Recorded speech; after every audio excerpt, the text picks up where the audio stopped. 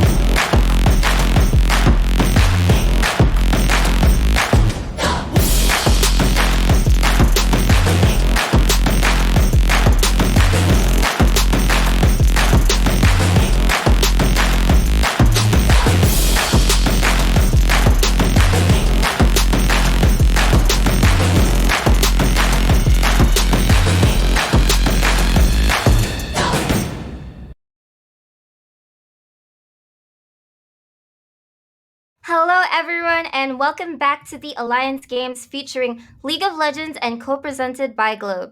So dubbed by the community as the UAAP of esports, Alliance student clubs from across the Philippines are #ALG to compete in multiple esports titles and represent their campus.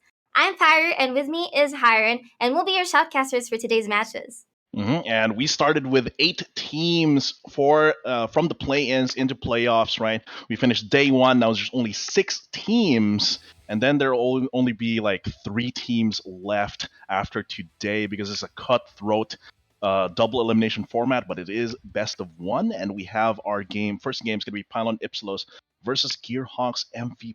It's going to be spicy. The whole day is going to be spicy. How are you feeling about this, Paru? Well, for starters, it's my first time casting ever, so I'm pretty nervous, but not as nervous as these teams must be, as in these lower bracket matches, only one team from the 4 that are battling out today will proceed to the next weeks and eventually maybe the finals to be held live in Conquest 2022. And speaking of Conquest, I think we're doing a bit of a giveaway this stream, so if you stand a chance to win weekend passes to Conquest by simply sharing the stream while watching it. So 5 winners will be selected to win every broadcast, so keep watching and sharing to increase your chances. So it's 5 winners per broadcast, right? So we got 5 for this week for League of Legends, 5 from last week. We also have 5 if you're watching Wild Rift. You'll also be getting a chance to win 5. 5 people will be getting a chance to...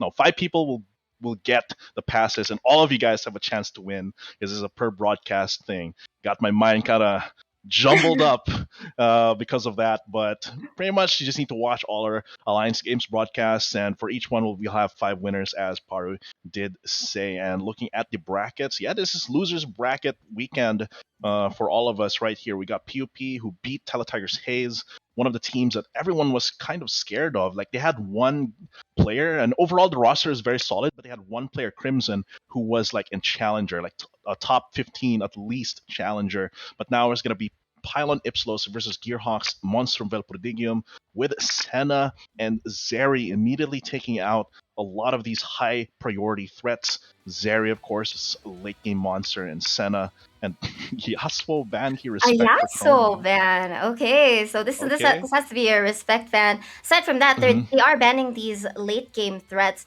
So the previous games of both teams, of both PUP and MVP, were very long, 40 to 50 minute games. So they are watching out, especially for this durability patch. Yeah, definitely long. We're getting into like LCK territory. Actually, LCK games are even with the durability patch. LCK games are longer because before durability patch they were long. Now they're even longer, so it's kind of whack. But here we got collegiate, we got 40-minute games, we got 50-minute game. I think that was also TOP's game last week with the level 18 full item Kale. So maybe Oh, Sean's gonna wow. get some redemption for this week because he had a few crucial throws in the previous day. Now is their last chance to make it up for this season of Alliance games. Hopefully, they'll be able to get their decision making right and be all on the same page. Lucian being banned out here against Gearhawks, that was one of Dwarfihi's signature pick from last week, and Fiora. So glad Yeah. Fiora's getting the respect she deserves in this patch. I think she's Yeah, like Fiora. up there. Definitely one of the best top laners. So I wouldn't be surprised if Sean tries to go for another Kale-like pick. And just like that with Gwen and Okay. Fiora Band both trying to get these strong top laners out. So I Mhm. feel like we could very well see a similar game plan from MVP this time around. Yeah, possibly. The Kale is open for MVP. Gangplank is also open here. I'm not entirely sure if Sean plays it, but I have to assume that every top laner in 12.11 knows how to play Gangplank by now. But it does seem like they're going to be prioritizing the Ezreal here. Will they be picking up their support just to tie out the bot lane? Because bot lane has a lot of contested support picks here. I'm expecting like possibly a Karma is open here. There's also stuff like Lulu who could be prioritized on the support role. But if it's Karma Ezreal, it's a classic poke heavy early game power comp bot lane duo here. Yeah, strong in the early game and very Mhm. strong, especially when it comes to sieging as well. Mhm. So on the side of Pylon, we have Wukong, which is still a pretty decent pick despite Mhm. the recent nerfs. So it's a very small early game nerf, but he still does what he needs to do when the skirmishes start. It's just really his early game clear that is being hit. Yumi, are they gonna bring out like um, the Yumi? Oh no, Yumi Zeri is not on the table, but it's definitely a marksman that really benefits from having an AFK cat just like stick onto Mm. them. Yeah, like a And hyper yeah. carry. hmm Well, let's see. Could be. Lucian and Zeri are banned out. Ezreal's already taken. Kaisa is an option here It could be a with the Wukong. Callista as well. Callista, but it would have to be someone else that gets the Black Spear, right? Of And I think course. most collegiate teams wouldn't really be willing to go through all the hoops of having someone else be the Callista target. But MF is decent. I haven't seen a lot of MF, but it has shown up here and there. Not the best performance in pro, but this isn't like super pro. This is like collegiate level. So this MF could still be with a Wukong, still very very potent. That's true. That's like some potential for like some wombo combos with both of their ultimates. Maybe J4 and oh wait no J4 could be flex like topside. Wukong not as popular topside, but it is possible. Oh, and it looks like MVP has picked up Volibear, your favorite.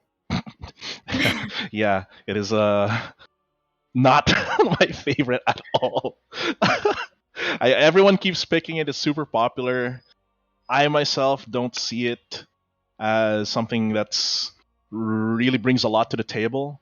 Like, of course, yes, tanky has a pretty good engage potential with the ulti as well as just chasing people with a Q, but overall, it's just not my thing. It does seem like Pylon Ipsilos thinks that Kale might be the follow-up, since if you have Volibear in your jungle, that means you don't have something like Viego or Wukong really dominating in that fighter role, right? So yeah, so they might be taking away the Kale for that and the Irelia as well, just to make sure that Sean gets as good of a top lane solo lane phase as he can get.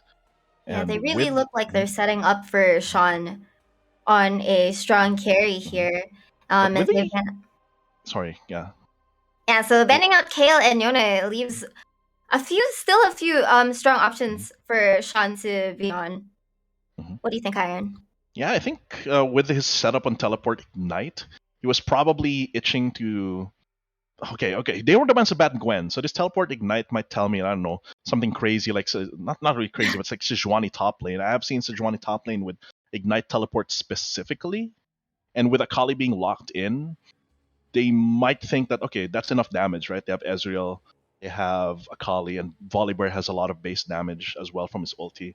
So they might just go with Shan on a laner like Sejuani. On the side of Pylon Ipsilos, ooh, okay, going for the Aatrox here for the top side. For the mid lane though, what is XD gonna pick up since his Akali is taken? I haven't seen Aatrox been played Mhm. that much, but I have to say, Aatrox with a Yumi and executed well is very scary. Ooh, TF. That is, yeah, exactly. Like, Yumi has a lot of good targets. He doesn't have to stick to Rubiker in this game and go for the Aatrox, as you said. The Wukong is actually such a good target as well. You go in, gets the Cyclone out, knockups, roots from the ulti, and then they have the TF as well for map pressure all around, just to make sure that their solo lanes get the ganks that they need and go for like 3-man top side, 4-man bot side with that TF. But looking at this way, it's gonna be Ornn gonna be locked in here for Gearhawks, and it's gonna change back to teleport flash. So Ornn, definitely one of they've got the Freljordian like monster buddies in their team here. They've got Ornn and Volibear, and I do think Ornn is one of the most solid tank top laners that you can find. Aside from Sejuani, Ornn is like really, really good. Yeah. So, PvP has these tools for the early game. And I think they're gonna do pretty well in a 5-on-5 clash. Mhm. But then MVP, I have to say, I really like how their comp is looking. It's very well balanced. The only thing that's really worrying about the Gearhawks MVP comp is that if the Akali gets behind and the Ezreal hasn't reached his item spikes, they're going to be really lacking in damage, right? That's just really the only worry that I have. Meanwhile, for Pylon, they have very solid wombo combos all around. They have good map pressure with the TF, so it's really going to hinge on how well they can play the early game. And Corks has shown himself to be the kind of jungler that is very aware of the weaknesses that the opposing jungler has. Like in the last week, we looked over the VOD, right, Paro, where he was constantly in the Teletiger's jungle, and he would always go for steals. No ganks, okay, no problem. I'll just go for counter jungles. I'll take your Krugs, I'll take your red buff. I have my TF and my Aatrox to help me out with that. So I'm expecting a lot of aggression from Corks in the jungle, especially on the Volibear, who might crumple when it comes to get like 3v2s, 3v3s in the jungle. That's true. That's true. VLC and XC will be able to set up very well for Corks if he decides to go that route of early invades. Mhm. Yeah, and both teams do have a lot of insurance, but it does stand that I think Gearhawks is going to scale a little bit better into the late game here, especially when Dwarfy finishes the charging up the Muramana. Both of them do kind of want the game to end relatively fast. So minute 40 is kind of iffy for both of these comps, but if it's both of their comps are iffy at like 40, then it's no problem for And either it's of them, right? even. Yeah. Yeah. That means maybe we won't be getting an LCK type battle this time around. We're gonna have to see though, and it's really gonna hinge on whether XD and Corks can dominate and steer the early game in favor of Pylon Ipsilos here. Mm. The Akali pick is still very exciting to Oh me, yeah, though. I've seen definitely. many of the mid laners in the Alliance games execute this Akali to really good effect, so I'm looking forward to it. Yeah, out of the how many games that we have last week? We had 3 games, actually technically 4 games, but one of them wasn't broadcasted. Like But two of we them have had a yeah, Akali, right? yeah, 2 of them had a Kali. I think a lot of the mid laners said just have a Kali in their pocket. I don't particularly like Akali either. Same with Volibear, but I understand that a lot of mid laners do have her in their pocket, right? So they just have her at the ready. They're very comfortable with her. She can make a lot of plays. She can deal a lot of damage early in the game. And against this comp from Pylon Ipsilos, they've got TF, they've got Aatrox, and they've got MF. I think with the TF and MF are prime targets for the Akali. That's And true. if Crony can take down VLC before he like drain tanks everything, I think it's gonna be paying off really well for this Akali pick. Yeah, that's true. There's 3 immobile squishy targets in PvP, and if the Yumi is attached to like either TF or MF, that's like a 2-in-1. It's like a You buy one take kill. one. Yeah, exactly. We got that buy one take one promo. If you can take one out in the first place, right? Because Yumi, if you don't finish off the Yumi pocket in like 1 or 2 immediate rotations, she gets so much value from the heals that you can put down. So it just takes a lot of coordination here between the Gearhawks here to take out a target that the Yumi is on. So we're gonna have to see. I do think that for both of these comps, I do kind of lean towards Gearhawk's MVP's comp here, even though I really like TF. I really like TF as a pick. And despite me not liking Volibear and Akali as much as other picks, I think overall it just what do you call it? It finishes it off quite well. It's a well-rounded comp that has a solid game plan. I agree. Mhm. But at the same time, I saw how Corks played with VLC and XT in their previous match. And now that XT is on something like a Twisted Fate who can make all these very proactive plays, um, Mhm. I think these matchups which are all about execution, I think they're very Mhm. exciting to Definitely. watch. Yeah. Yeah, super exciting. And for your first ever game to be casting, having an exciting game is definitely one to remember. So really looking forward to how these two. It's actually a little unfortunate that the broadcast days that you're on are not like the ones with UPD as well. No, so That's it's true. next week since according to our bracket, yes, next week is gonna be Oblation Esports versus MGS Mages, and whoever loses that is going to face off against the. Okay, it's a lot of, but basically we have three best of ones today, right? From our bracket earlier, we have Gearhawks versus PUP. We have NU versus LPU. Whoever wins those two games will fight off later, and whoever wins those, that best of one, will fight the loser of Oblation versus MGS next week. So there's a lot of paths that this playoffs could take. So I'm really excited. It's such a cutthroat format for it to be a best of one, but it being double eliminations means that there's a lot of chances for people that got sent into the losers bracket, just like MVP, to really make up for it. But I think we're gonna be loading onto the game very soon here. We got the face-off between Rubiker and Kaio here as well. So, of course, they're not roll-to-roll face-offs, but I guess they're the most photogenic of the members. The visuals, the official with the visuals. esports pose. Yeah. Hmm. Okay, so So, we're here at the game now. Nothing much has happened early yet. low Not level ones. not really doing any invades. No real Minions attempts have in spawned. placing any deep vision either. Hmm. I guess because of their two very popular junglers, I'm guessing that they don't need to pay attention to the timers too much. They can just okay, Volibear probably finishes like his blue buff at this minute, and they can kind of guess where each other's jungler is starting based on like who arrives late to the lane for the leash, right? And I don't think anyone goes for invades because it's durability patch. Yeah, times have changed. No more War has early game changed. fiestas. And for now, though, yeah, it's gonna be them just a little bit of a slow-mo action here, that trading action here in the mid lane. You can really see the particles coming out from the Akali shurikens. But of course, we are in the early game. Our junglers, it's gonna be a little while until they start ganking. I've been expecting Kaio to be more proactive in terms of the ganks here compared to Corks, who I just want to power farm and make opportunistic ganks instead of forcing them until he gets his Cyclone. And of course, it's going to be a fun game for all of us. Maybe might not reach minute 40 in this specific matchup, but we'll see. You can already see bot lane trading a lot, as to be expected from Ezreal Karma versus any lane with a Yumi, actually.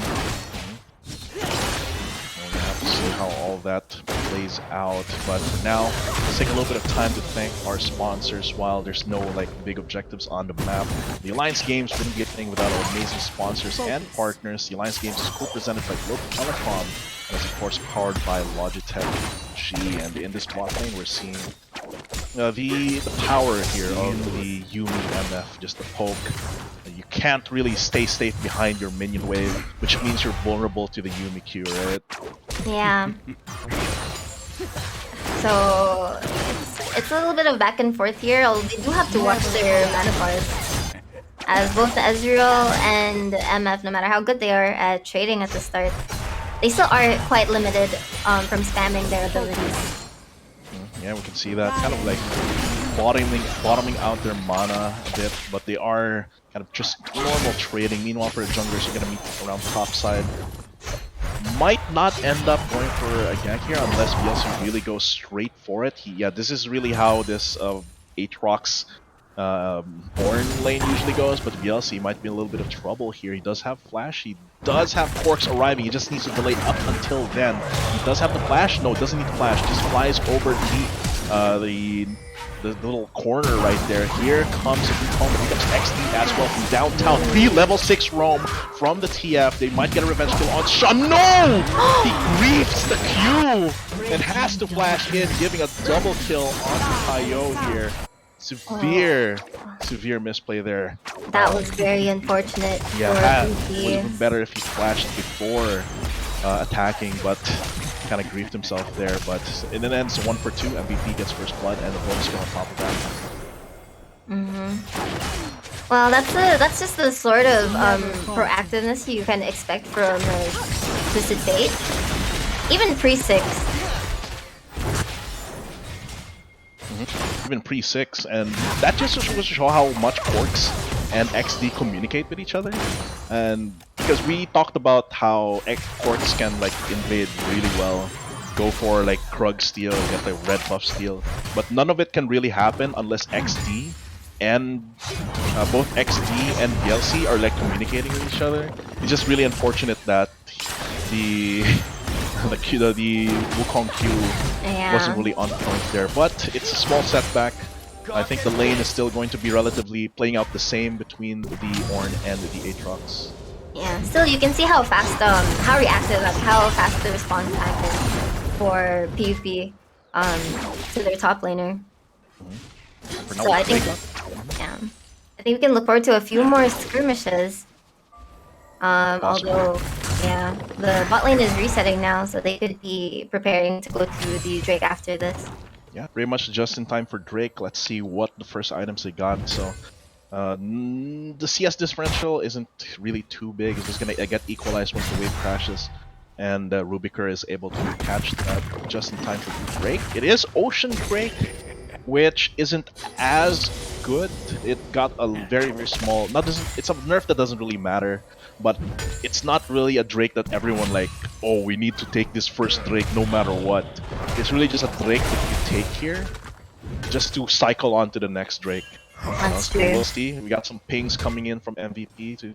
They do seem like they're ready for it. Kaio with the recall. Corks is also around the corner as well. It's just really a question of who has priority when they actually decide to go for the Drake take. Yeah, so the cards of vision have been put in play here. But it doesn't seem like either team is committing to really set up or go for a fight. Although we do see Corp very near to bot side. Yeah. Maybe it's just gonna be hanging anticipating, around. yeah, maybe anticipating a play from the side of MVP. And this might be it. Oh, Yeah, it's just gonna be a few love taps here and there from both teams.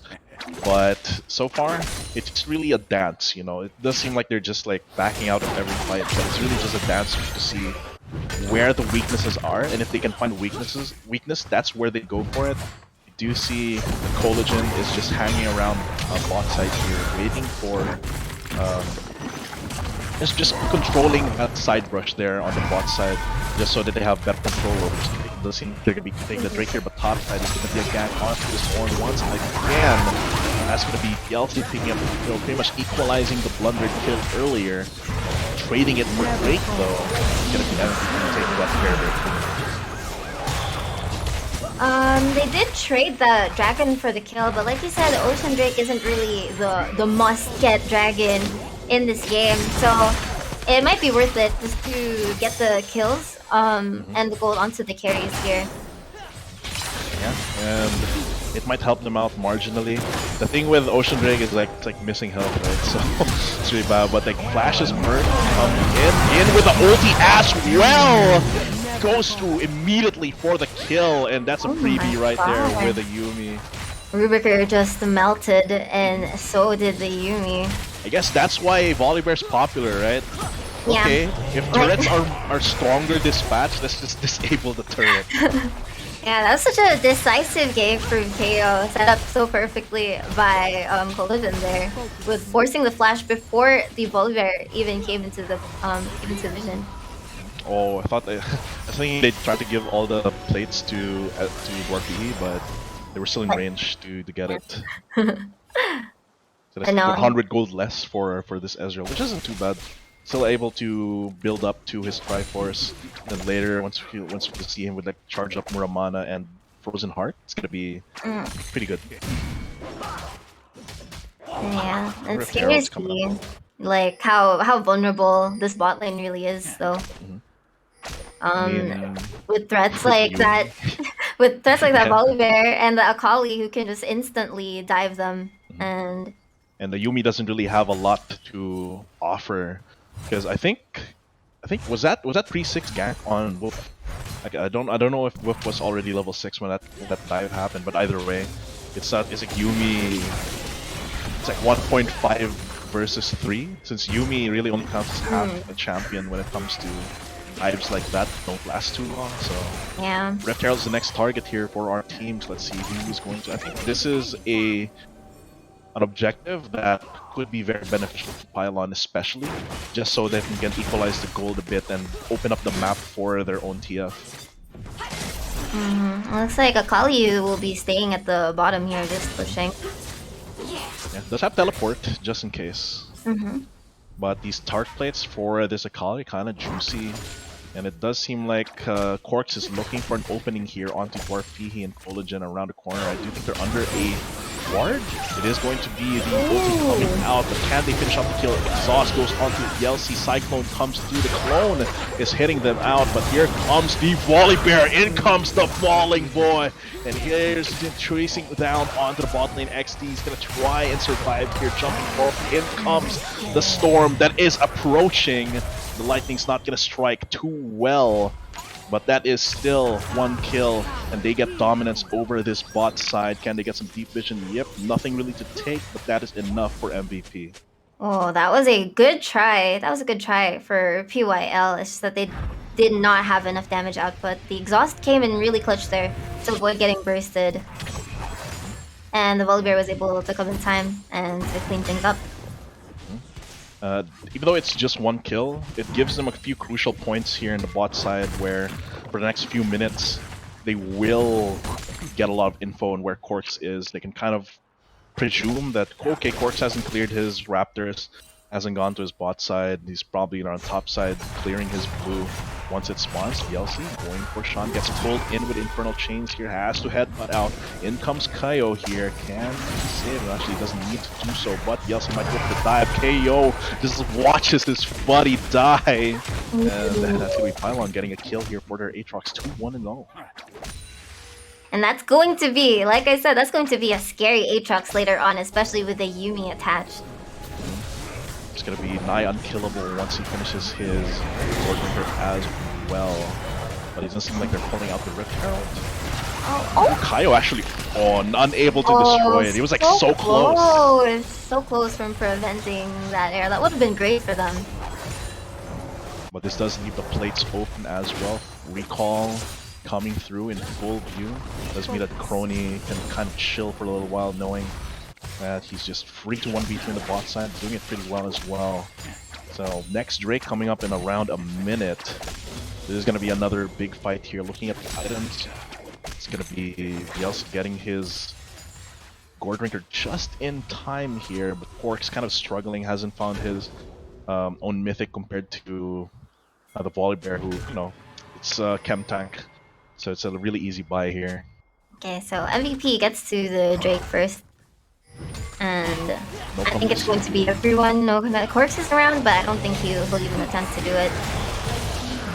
Yeah, they don't really have the capacity or the positioning in that sense. They committed a lot on the top side earlier, right? So they have to kind of give up a lot of the positions that they had in the bot side, especially with all the vision that MVP had around that area. They still have it. They cleared the initial vision that they got after the dive onto mid lane, but they've immediately reapplied that vision around Raptor side, so that's pretty good. And able to get Infernal Drake, which is, I think, one of the Drakes that is in premium. Yeah, definitely.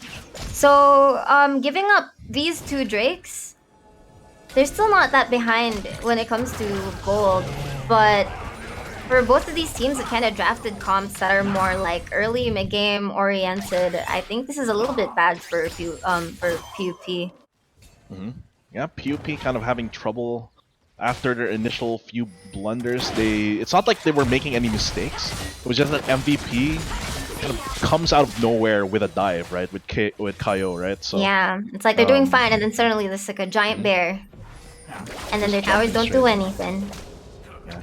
And I do think that Pylon right now is fine with it. Like once they have the ulti up, the Destiny up for XD, they can kind of decisively make a play here. But once again, another one of those Like times just where there, you know. yeah, Kaio just comes in, immediately takes him down. XD comes in with the Destiny as well, but a little too late there, as MVP comes in like lightning.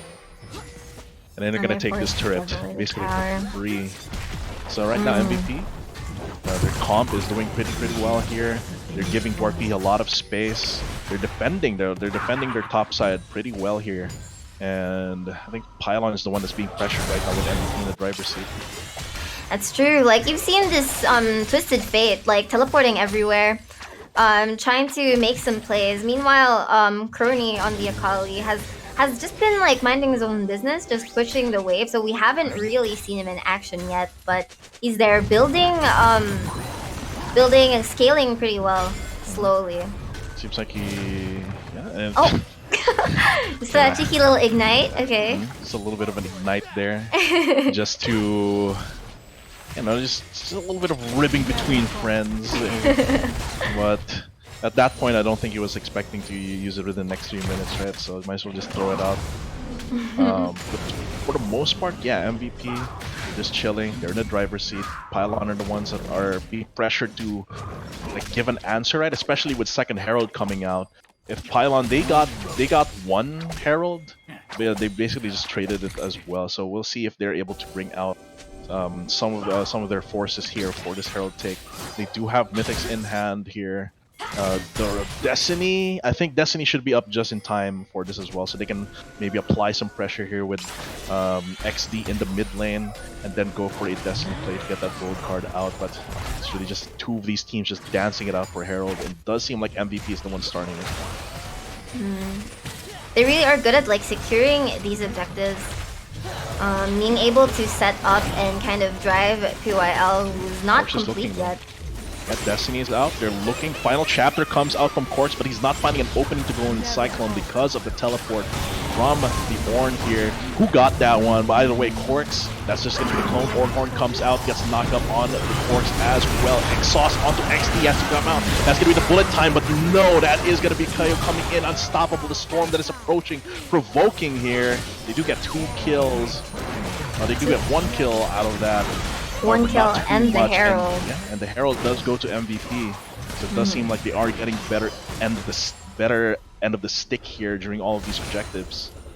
Yeah, unfortunately, the Uni Ultimate as well as VLC were not able to really enter the fight at any point.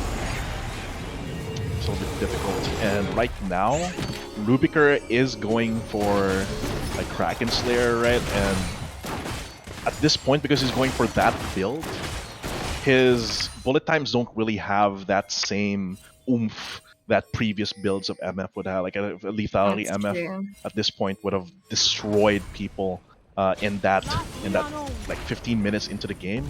But he's going for a more like late game oriented build here where he can just pop people after the ulti. So we're gonna have to see how that all goes. For now though, next Drake once again coming up, MVP.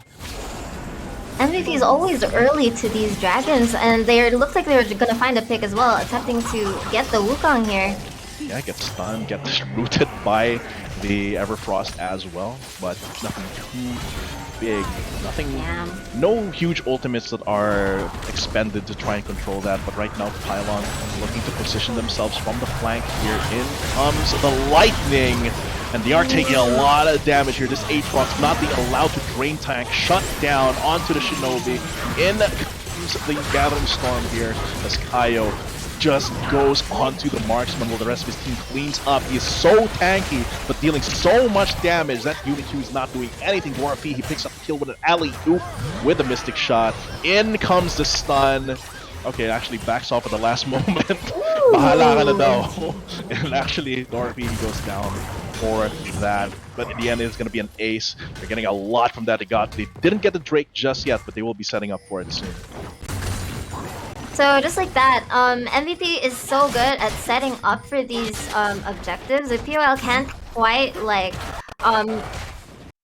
play along and at their pace. Like there's always someone who's left catching a wave, not really be able to be there at that time, so they aren't being able to take advantage of like their potential in team fights with the Wukong ultimate as well as the MF ultimate, or even just attaching the Yuumi to the Aatrox. It's just not working out for them at this moment. Yeah, and you'd think that the team with the TF would be the ones controlling the pressure of the lanes, but oh, they actually steal the Mountain Drake. It is Mountain Drake though. And without their marksman, it kind of took them a while to get that down to low HP. So that is soul point denied from MVP, which is going to be important, which means Pylon is less pressured to make a big move come next Drake. So they have a little bit of more breathing room here instead of suddenly being faced with the prospect of MVP getting Mountain Soul. But in comes Crony coming in as well. Exhausts onto Rubiker. Can Dwarfy finish off the kill? He does. Can he get the last one? Yes, Mystic Shot hits true. XD looking for it. Gonna go in as well with Everfrost Root. Can he escape though? The crushing blow not able to finish him off. The rest of MVP now here. The cavalry has arrived.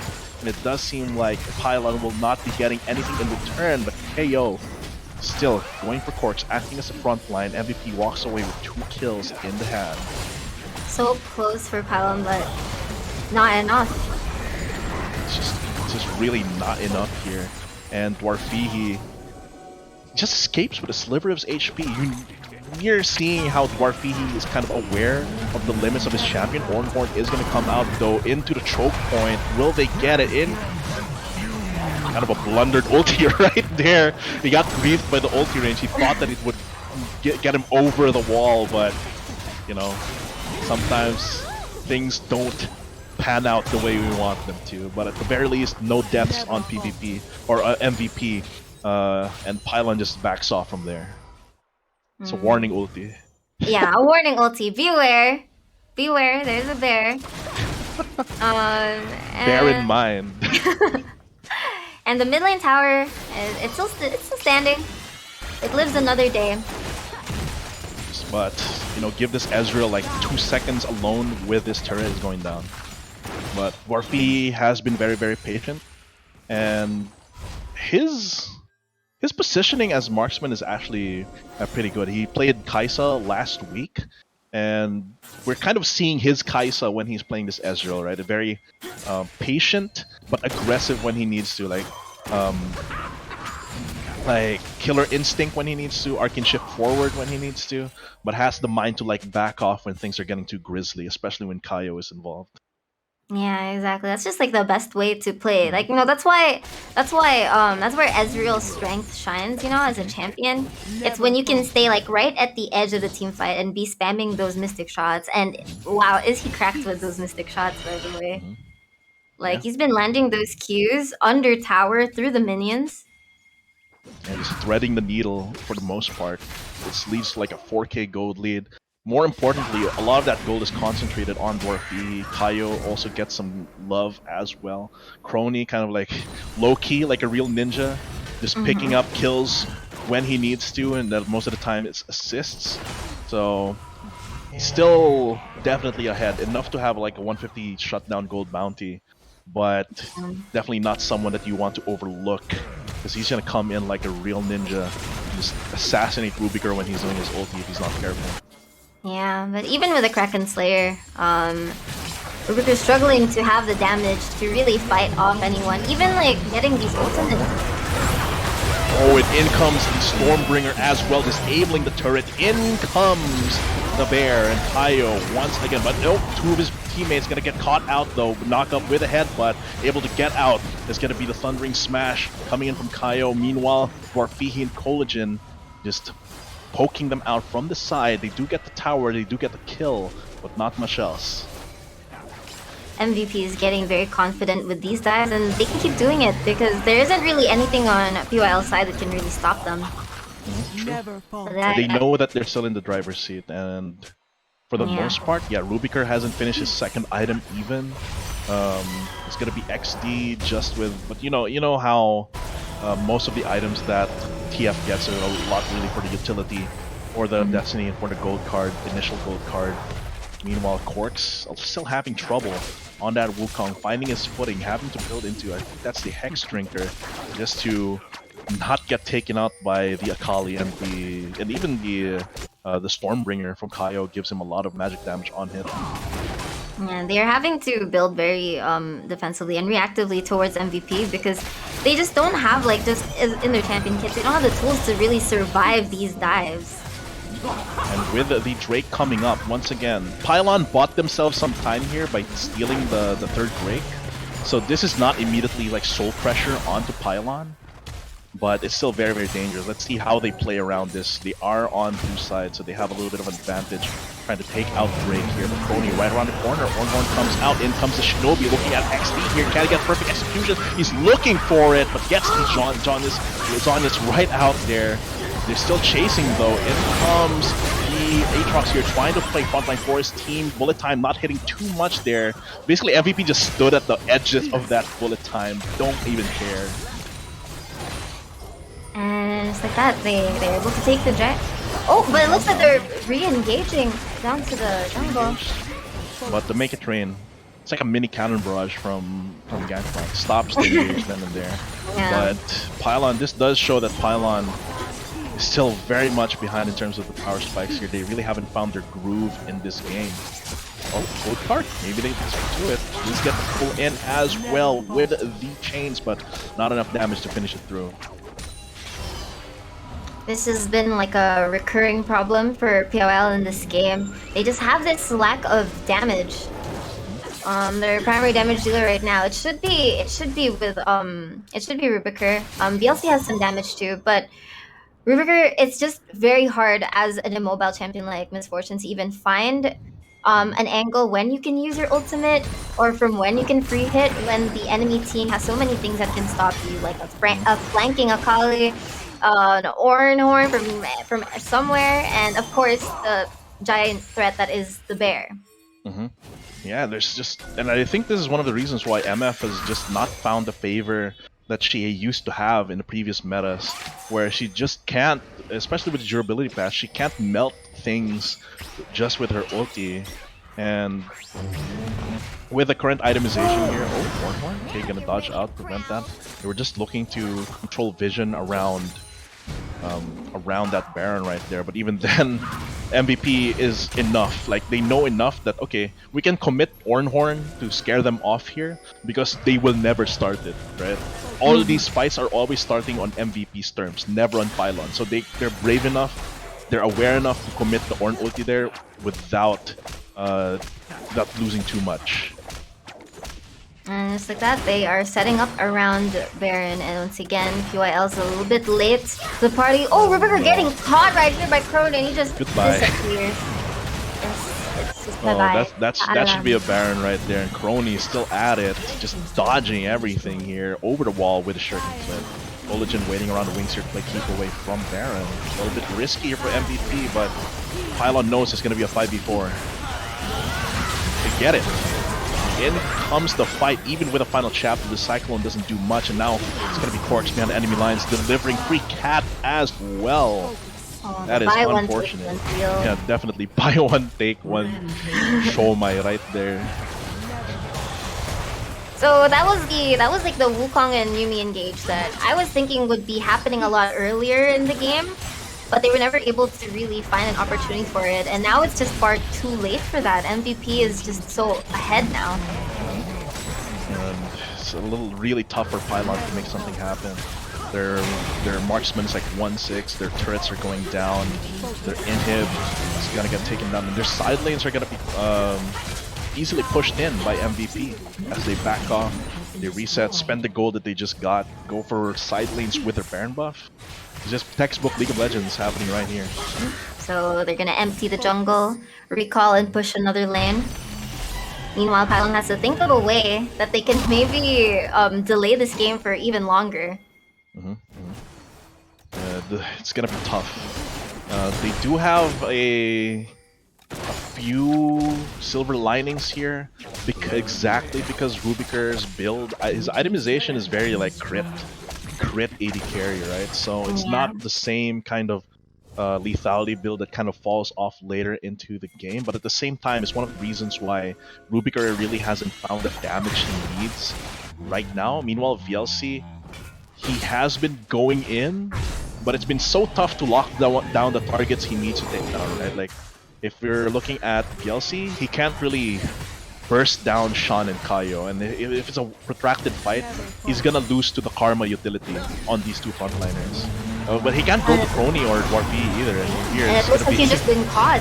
Yeah. No matter how much survivability the Aatrox has, it's just not enough. And this might be the end of the game. Oh, this might be the end. Yeah, XC is gonna go down. Oh, big damage from the Cyclone and the time though. But look at that immediately. Crony's like, I got this. Just go straight for the kill. They are gonna kill 4 of their here because of that turret though.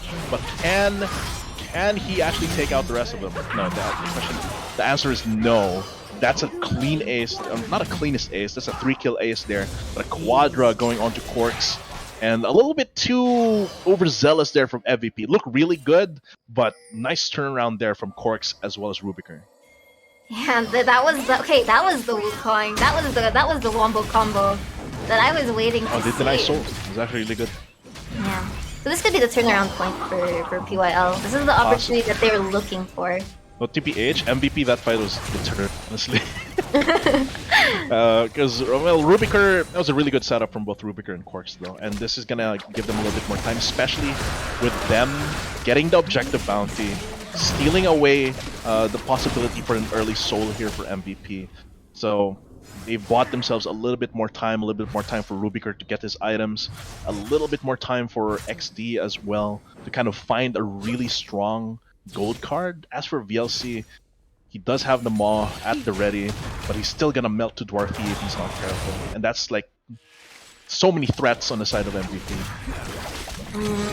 I do see what MVP was going for there, like to just try and end the game real quick after getting that pick off VLC. It looked like they definitely could have. It's just that, POL just showing that their comp. Yeah, POL just showing that their comp still has like some tricks that they can use. And that's really okay.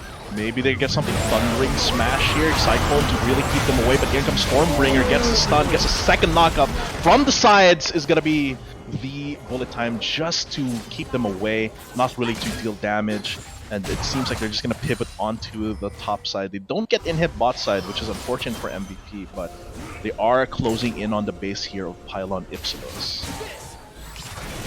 So they're trying to take the top side here, but they know the turret is no defense from MVP at this point.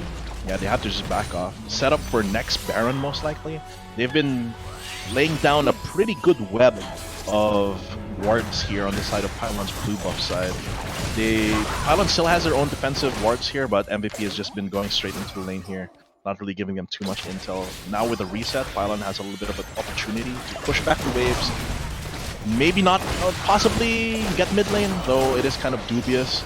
And really, this is more about like resetting the pressure and maybe getting some defensive wards up. They can try and get it, but they're going to be opening themselves up to Kaio here.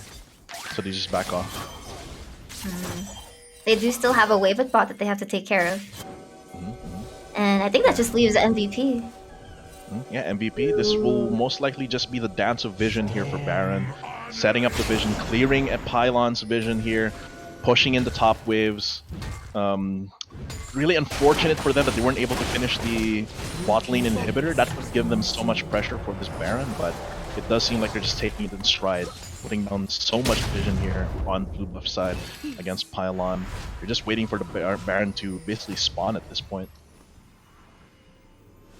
And Yeah. They are in a good position. They have their vision set up and they could wait. Like Crony could wait in a brush here and potentially catch off somebody in PYL, but it looks like they're not going that route and they're going to play it safe. They're not gonna get too ahead of themselves this time around. And they're gonna go straight to the Baron, and I believe it will be up to Corpse to engage and maybe take the objective again. This is a big, very big opportunity here for Pylon. They go in comes the dive deep. Rubiker goes down immediately.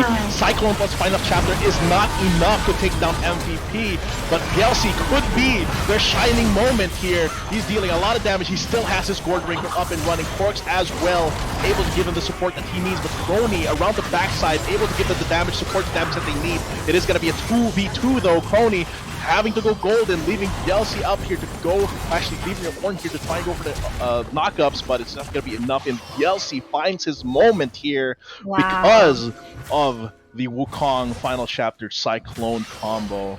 And look at that, 3 for 3 on that fight. No Barons being taken.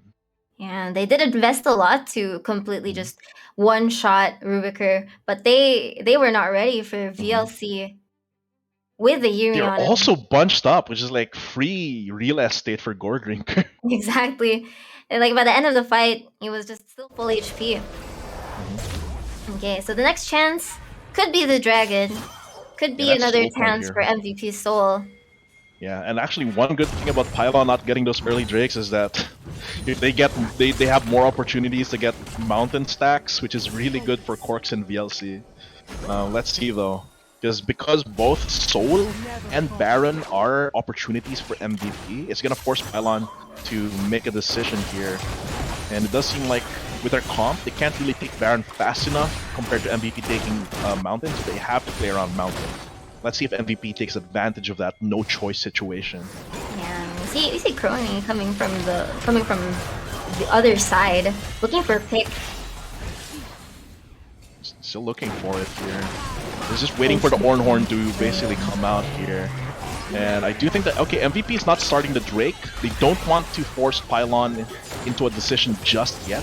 They're letting the Ezreal poke out, but of course all that is getting negated by the heal from the Yumi. But more Mystic Shots, okay, they're only just now starting it, so let's see how Pylon responds to this pressure. But they've actually infiltrated on the back. Cyclone plus bullet time! It's gonna be Corks picking up a kill here. And Rubiker finding it, gets knocked up though, but the rest of his team is butchering the rest of MVP. Can they get it? Dwarfy is still alive, he can still free hit. He is the shining hope of their team right now, having to flash away. That is gonna be Dwarfy, he alone here. Dangerous, he doesn't have flash anymore. And this seems like MVP's denied this Soul. They get a pretty big team fight in Pylon's favor. This is gonna be equalized, possibly going into the Baron. Pylon baring their fangs right now. Crouching Tiger, hidden Monkey here with Corks. Look at that.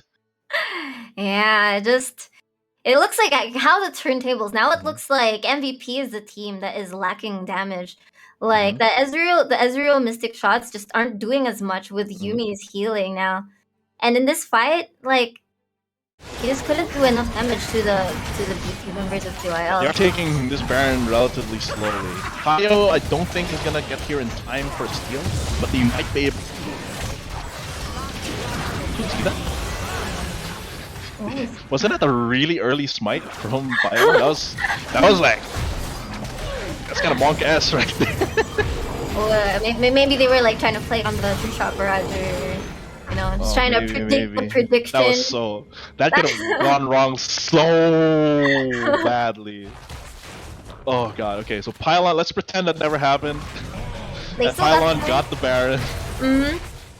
They got the objective. Yeah, they got the objective, they just need another good team fight. And like you said, my fears for MVP are starting to show and how they might lack damage.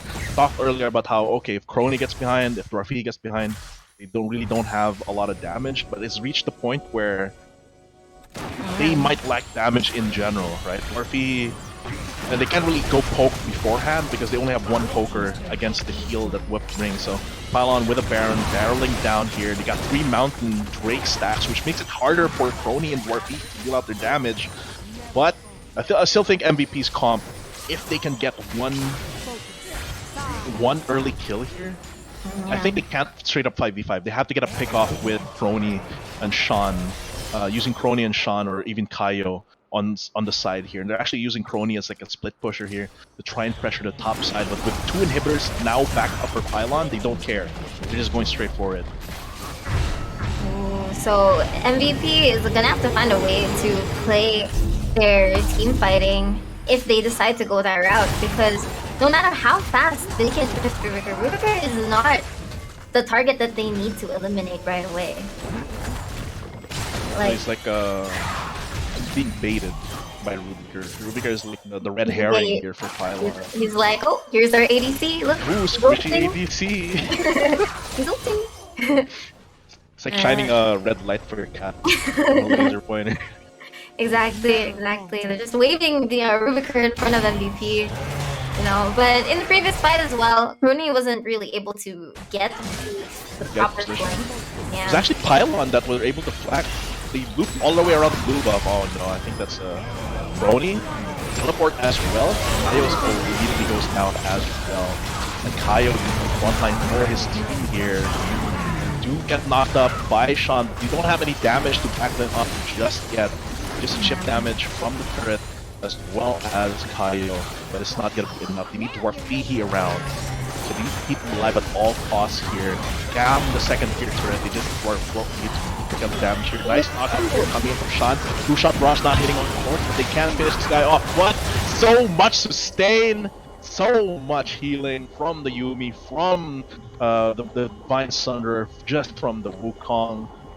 And the game has... I believe this means it... Okay, never mind. I thought it was one of those like old bugs with client where the game ends early, the spectate can't catch up. But that's going to be one crucial kill here coming in. Brony is going to be dead. So many members are low. Dwarfihi though does not have Arcane Shift. Has to wait it out, but I think he's just going to go down here once he gets out of Zhonya's Ayo. The last line of defense here. Beware the bear, but it's the bear that gets Grizzly, gets mauled. And PYL, Pylon. Looks like they got this game in the bag. Only Crony is up. He's not going to be able to take down BLC here without sacrificing a lot. They can potentially end this. Oh, Pierce again just getting healed here by the Yuumi, and they do get the kill. Actually, that pretty much stops the game end right there. They needed Rubiger to end that, but man, MVP's comp. Where the holes are showing. Yeah, like Dwarfy had all the time to free hit in that team fight, but he just wasn't able to burst down or like to even chip the members of PYL with, you know, Aatrox's natural healing plus that Yuumi. It's just too much. Yeah, not to mention they had to burn the Ornn ultimate early as well to disengage. Like the fact that they're being forced to use their ult to disengage rather than do what they've been doing for the early and mid game, it's really looking grim. And not to mention the 3 mountain stacks here on Pylon. Oh yeah. Okay, the bad thing here for Pylon is because Quarks has only just respawned, but MVP, okay, they're kind of playing a little bit safe. They pulled it. I don't think they should have pulled it, but they do get the soul in the end. Okay, that's silver linings here from MVP. They get the soul. They deny it from PYL because that would have been huge for PYL to get all 4 stacks of mountain. Yeah. Here, soul goes to MVP. They have a little bit of a more staying power here, but it's really the problem of is Dwarfy and Chrome damage going to be enough? Well, we'll find out soon. We're It's reaching really... 40 minutes now. And I think they're going to have 11 to... moment right there. Yeah, it's the durability patch moment, and I think we'll be waiting for the Baron fight. Yeah. Oh, this is cheeky. But I'm pretty sure MVP has to be expecting a death rush like this, right? They have to. This is like the oldest trick in the book. They're going all together. So we have 2 death brushes right next to each other. It's just lying in wait. Whoever pulls the trigger first. Okay. But let's see. Horus gonna run into this, gonna get knocked up. Is they gonna die immediately? He just got the shutdown on the Wukong, no knockouts, no cyclones coming in. Rudiger is gonna go down. You have to look at DLC. Is DLC gonna be able to carry this team fight on his own? That's gonna be DLC coming in with a Darkness Blade, knocking up the Karma right here. Has to go golden as well. Shutdown goes to Dwarfihi, and it looks like they're gonna be able to take down the Darkened Blade. And MVP, they find the pick. Like I said, they need to find a pick with either with Crony or Kaido. They find it on Corks, who is a big part of their main engage. And Yeah. Without Corks, they're engaged. Just what are these flashes? Hello? I Okay. can feel the panic setting in. Yeah, a little bit of panic right there. Yeah. 10 seconds on Corks, 20 on Rubiker. They decide not to go for Baron, but instead go for Inhibs. So this could be like a more long-term play here. Because I don't think they're going to be they're not ending the game from this, right? Yeah, get in Hibs, maybe go for they do Baron have Ezreal. afterwards. They do have Ezreal, which is scary. The death timer, they've got 15 seconds left. Going for it, just go for the turrets here. Oh, you're going for the minion they are wave, just- but the Nexus is going to be open right here. Last stand, second cast of Cyclone comes through. Final chapter, Nexus is open. Can Rubiker take them down before the Nexus goes out? The lights flicker, lightning flashes, MVP steals away the win, and Pylon moves on to the next round of losers bracket, knocking out. Oh, sorry, MVP moves on to the next round of losers bracket, and Pylon gets eliminated. Oh no! Well, that game was a roller coaster. It looked for a minute there that Pylon had, taken the driver's seat. And then, like you said, the oldest trick in the book, I guess it's still in the book for that reason. That was all they needed to get the pick. Once they got the pick off Corks, they knew that they could just go all in without without risking getting womboed. And from there on, they were able to stick it back. And that's the experience coming in, right? Like, I always talk about how experience is such a big part of how teams are able to endure. That's one of the reasons why I said, Magus was able to stall against MVP, against a level 18 full item kill because of their experience. The roster has been together for quite some time. The same can be said for MVP. They didn't qualify for NCO Season 3, but they carried through. They stayed on the grind as a team.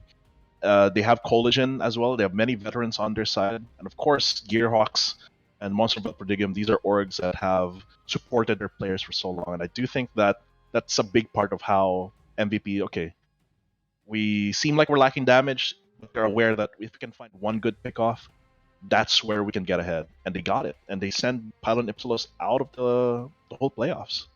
Yeah, and that was very well played to MVP for for getting that dominant early game and then being able to play through when they were struggling a little bit later on. So we're gonna see them play again later, I guess, for Game 3. Yeah, and of course that's gonna be as you said, we'll be seeing Gearhawks for Game 3. Their day is not over because we're gonna have our next game later. I do think it's gonna be LPU Pirate Esports versus NEU Paradigm Verendus as well. So that was a very exciting game. It felt like at first it felt like your average durability patch game, but man, MVP is just blew Pylon out of the water with that one decisive moment. But of course, we've got more esports action for you guys. I'm Hiron. With me was Par. Will be back after a very, very short break for Game 2.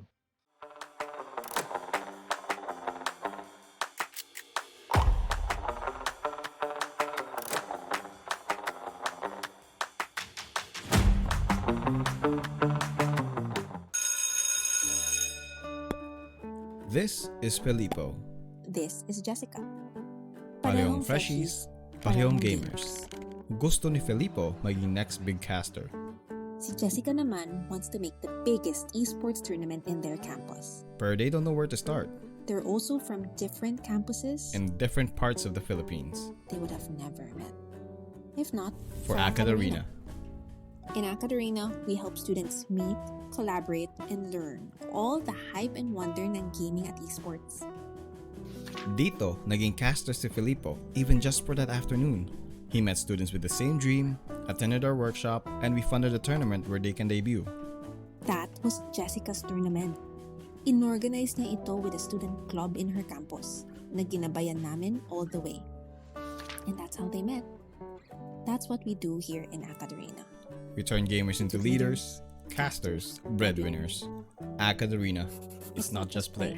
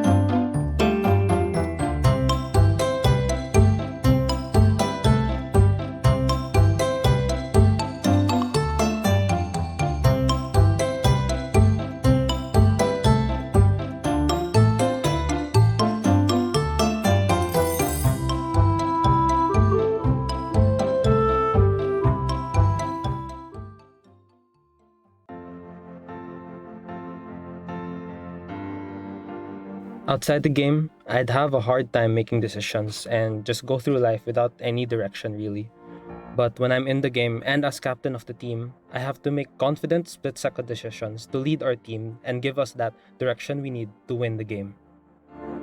I got my self-confidence when I become a radio jock for the university, and it basically developed my self-confidence to speak out loud to many people out there. As an ate, you're supposed to know what to do. Minsan, parang hindi na pwedeng magkamali.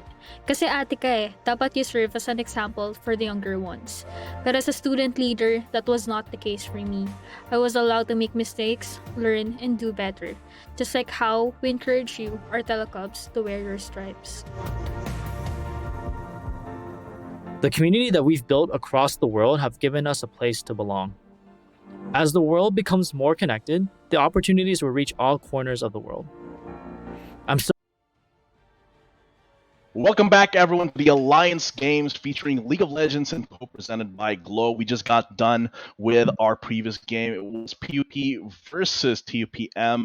But of course, we've got more esports action for you guys. I'm Hyron. With me is, of course, Paru. I'll be here for LPU Pirate Esports versus Paradigm Verendas from NEU. All right. So the previous game was very, very exciting. So I'm ready. I'm looking forward to what NEU and LPE have in store for us. So I watched the previous NEU game actually. And it was pretty exciting. It was against Ablation Esports.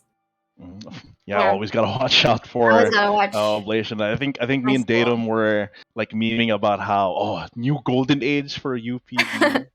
And we were talking about like archaeology. We talk about archaeology, bringing up like Neep, like iconic for Zerk. That's like ancient history. But now with their new roster, but now it's LPU Pirates and Paradigm Verendas' time to shine here. NEU, they had a very solid draft in their game against UPD, but it was executed just a teensy bit less.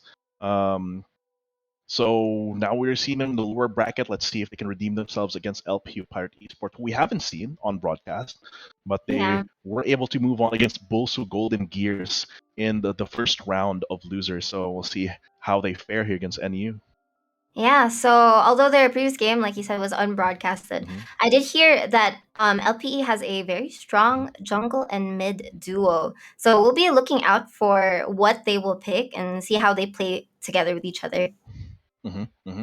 Yeah, and I do think that mid jungle is one of those important dynamics in every team, right? No matter what the meta is, no matter what level of play you are, if your team doesn't have a good jungle mid like dynamic, it's gonna be very difficult to get ahead because your mid lane is the lane that can best roam, and the jungle is the one that dictates the tempo of the game with ganks, with objective calls. So if that relationship isn't on point, then it's very difficult to get ahead. But we're gonna have to see here, based on NEU's performance. They have some pretty good pocket picks as well. They have like Lissandra and Morgana. We'll see what LPU has to offer in their own game for this one. Okay. So we'll see. What will the first bans be? Against NEU here, we could just see the Swain once again Swain. banned against NE. It is also banned against them, though it could just be a lot of the collegiate teams not wanting to deal with Swain. Yeah, Swain is a pretty strong pick as well as, you know, a flex pick. Very, You know, very it flexible. can be played anywhere. So that closes a bit of options for them. And then there's a Camille ban right there. Ooh, that's definitely a ban that is targeted rather than something that's in general good. Camille's heyday is kind of long gone for 12.11, especially since with durability patch just makes a lot of her matchups. It's a lot harder for her to finish off those kills. And I know if you want to see Camille, actually I'm not sure what the Wild Rift meta is right now, but Camille was like super big in Wild Rift a few months ago. But Gwen as well, a lot of top lane focus here on Mumby. So that means this top lane is something to watch. For both of the teams, actually, we see a lot of like potential top lane bans as well as like heavy AP bans. Yeah, this could be a ban. Yeah, it's a lot of solo lane bans here from LPU, right? Like Mordekaiser to Vlad. Iteration and Scourge, both of these can possibly pick up those champions, but LP on blue side, let's see. Wukong is left open, Viego is left open, Fiora and Gangplank are left open on the side of top lane. They can first pick the Zeri, it is left open. That's true. There have been no bans at all for the bot lane here. And there is a Wukong. Yeah, it's gonna be a Wukong. Let's see how Paradigm Verendus is going to respond to that, because Wukong, we've seen the power that Wukong can bring, and how much, and of course, like PUP losing as soon as their Wukong goes down just goes to show how powerful Wukong really is. And it's gonna be the Trundle. Trundle has shown up quite a lot. Subjugate really helps with the durability patch stuff happening. So it's a pretty good counterpick, and the Nautilus lock in as well for the support role here for Paradigm Verendus. They're kind of telegraphing their bot lane here a little bit, but we'll see how LPU deals with it. So that's very tanky picks on the side of NEU for now. And then there's a Ivern Hover. Ivern is not something I expected to see at all. Okay, they were tripping. It was a bamboozle, alright. So yeah. it's a Kaisa pick instead. Because I was like, man, are they really going to pick like Ivern when Ivern is like not a champion until 12.12? Just some practice for the next patch, you know? Yeah, but you know, Kaisa, pretty solid with the Rakan, does indicate a very aggressive comp when they reach their spikes. It's just that this comp, or this bot lane duo, Kaisa Rakan, might have a lot of trouble depending on the marksman that Paradigm Verendus picks. Oh, if it's gonna be the Callista, this is gonna be spicy. And Callista with a Nautilus, that is, you can kind of already tell like what kind of fights they are going for here. So right now both teams have like very like they already have choices in engaging. Like there's like the Wukong and then the Rakan engage potential, and then of course this Callista throwing like a big Nautilus at you. So that's like basically one free like gap close for the Nautilus where he might not need to immediately dredge line. But of course here, solo lanes are the name of the game here for our last two picks for both teams. Bans coming out. We'll probably be seeing a lot of mid lane respect here from Paradigm Verendus. We see that with a Corki ban going into mid lane. We've seen a lot of Ari, which does fit really well with this comp so far, right? Like with this Kaisa, Rakan, Wukong. The Ari could be a good pickup here just to add on to the aggression. But Volibear is going to be the ban here, so they are expecting. Yeah. So this like a flex on the top side on that volley. Yeah, and then the Akali and Corki ban. So we've seen these bans again and again. We've seen a lot of Akali played here, but I feel like LPU might want to get someone a little bit tankier. Possibly. As they do have that damage, they do have the engage. They do have top side. They can bring out like as you said, this is Sejuani has been getting a lot of popularity. Has decent kill potential with Ignite as well. Ignite teleport on top side. But let's see what the solo lanes are going to be looking That's like for true. Paradigm Verandas. Ooh, I was going to say that Ari would be very good for LPU, but banning out Akali and then picking the Ari yourself is a pretty good maneuver here in the draft. And Ari is a very flexible champion. Can like Ari doesn't really lose lane super hard, and of course, like just all that mobility, all that like roaming potential can really come in handy for them. Don't pick Victor. LPU, don't pick Victor. Okay, it's not going to be Victor. I mean, it could still be Victor, but I'll be the first to say don't pick Victor. I really don't like it. I don't like the performance all around. Like, I think Victor in pro play has like how much has he shown up? Has like a 14% win rate out of the out of the 13 times that he's been picked in 12.11. So it is gonna be Silas in the mid lane. The Gnar. Ooh, a Gnar. The Gnar is okay. I think the Gnar is pretty good. They do still the thing with Gnar, usually if Gnar is your only engager, it's like kind of whack. Right? Yeah, but since they have Rakan and Wukong, it's okay. And that satisfies like they do need some tankiness on their team. So, and Silas is pretty good right now. Especially with all of those ultimates that he can take from any like so many juicy ultimates there. There's like 3 dashes. There's like the Nautilus ultimate. There's a lot you could take potentially. And there's kind of just one. Okay, there is one thing here, kind of interaction. It's probably for 8 on this Silas. He's gonna have to use Black Spear on actually Black Spear on the Zausa. On would Wukong be here. pretty The good. Silas pretty good, huh? I'm gonna have to say. Like I said, pretty good ultis all around. The Spirit Rush gives him some mobility on top of his abscond. Cannon Barrage is it's there. Subjugate is really good here against just this reverse Uno card. Subjugate. Oh, you're subjugating like the Gnar. I'll subjugate your Nautilus. Something. I'll subjugate you back. Yeah. All the stats you're stealing during the subjugate, give them back. But I'm kind of I want to see like how this Gnar is gonna function. Like I feel like team fights are gonna be very spicy with the comp of Alphew. And although we weren't able to see like their previous game, the broadcast game, I did hear like they have like a strong mid jungle duo I mentioned earlier, right? And the Wukong plus Silas is looking like the sort of duo that could play together and make a lot of things happen for them. Let's just hope that 8 remembers to buy the Black Spear at level 1. Oh. He has to in order to use the. So if you don't buy it, you can't. You have to buy it. I think you can buy it at any time though. I haven't seen Silas Callista too much in my own games, but I assume that's how it works. That's interesting. Yeah, overall though, I think both teams had a pretty solid draft here.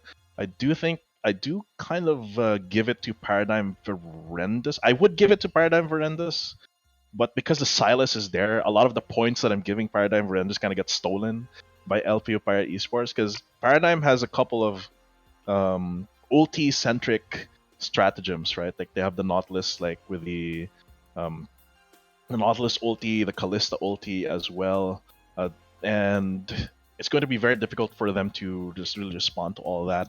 Because even if the Gnar ulti is not available, they still have a lot of other ways to initiate, like with the Rakan, the Wukong, a stolen ulti with 8, and of course, as you mentioned, the mid-jungle relationship here, the dynamic between these two players in Pirate Esports is going to be a key factor in who gets ahead in this game. Yeah, and of course, so we are in this durability patch. Like we've seen these games last like 40 minutes, 50 minutes. In that case, like when one team fight is all it takes to really flip a game over completely, I feel like LPU's team they just have so many options, That's my weakness. There's so many options. So many ways to engage, so many ways to fight, but a gangplank is still a gangplank, so it's very, very difficult to move top lane, even with Wukong ganks. Actually, the very fact that it's Wukong plus Gnar, if it's a gank topside, means that Scourge should not be dying in lane, right? Like he should be immovable in lane here, Yeah. especially if he gets some support from Rako.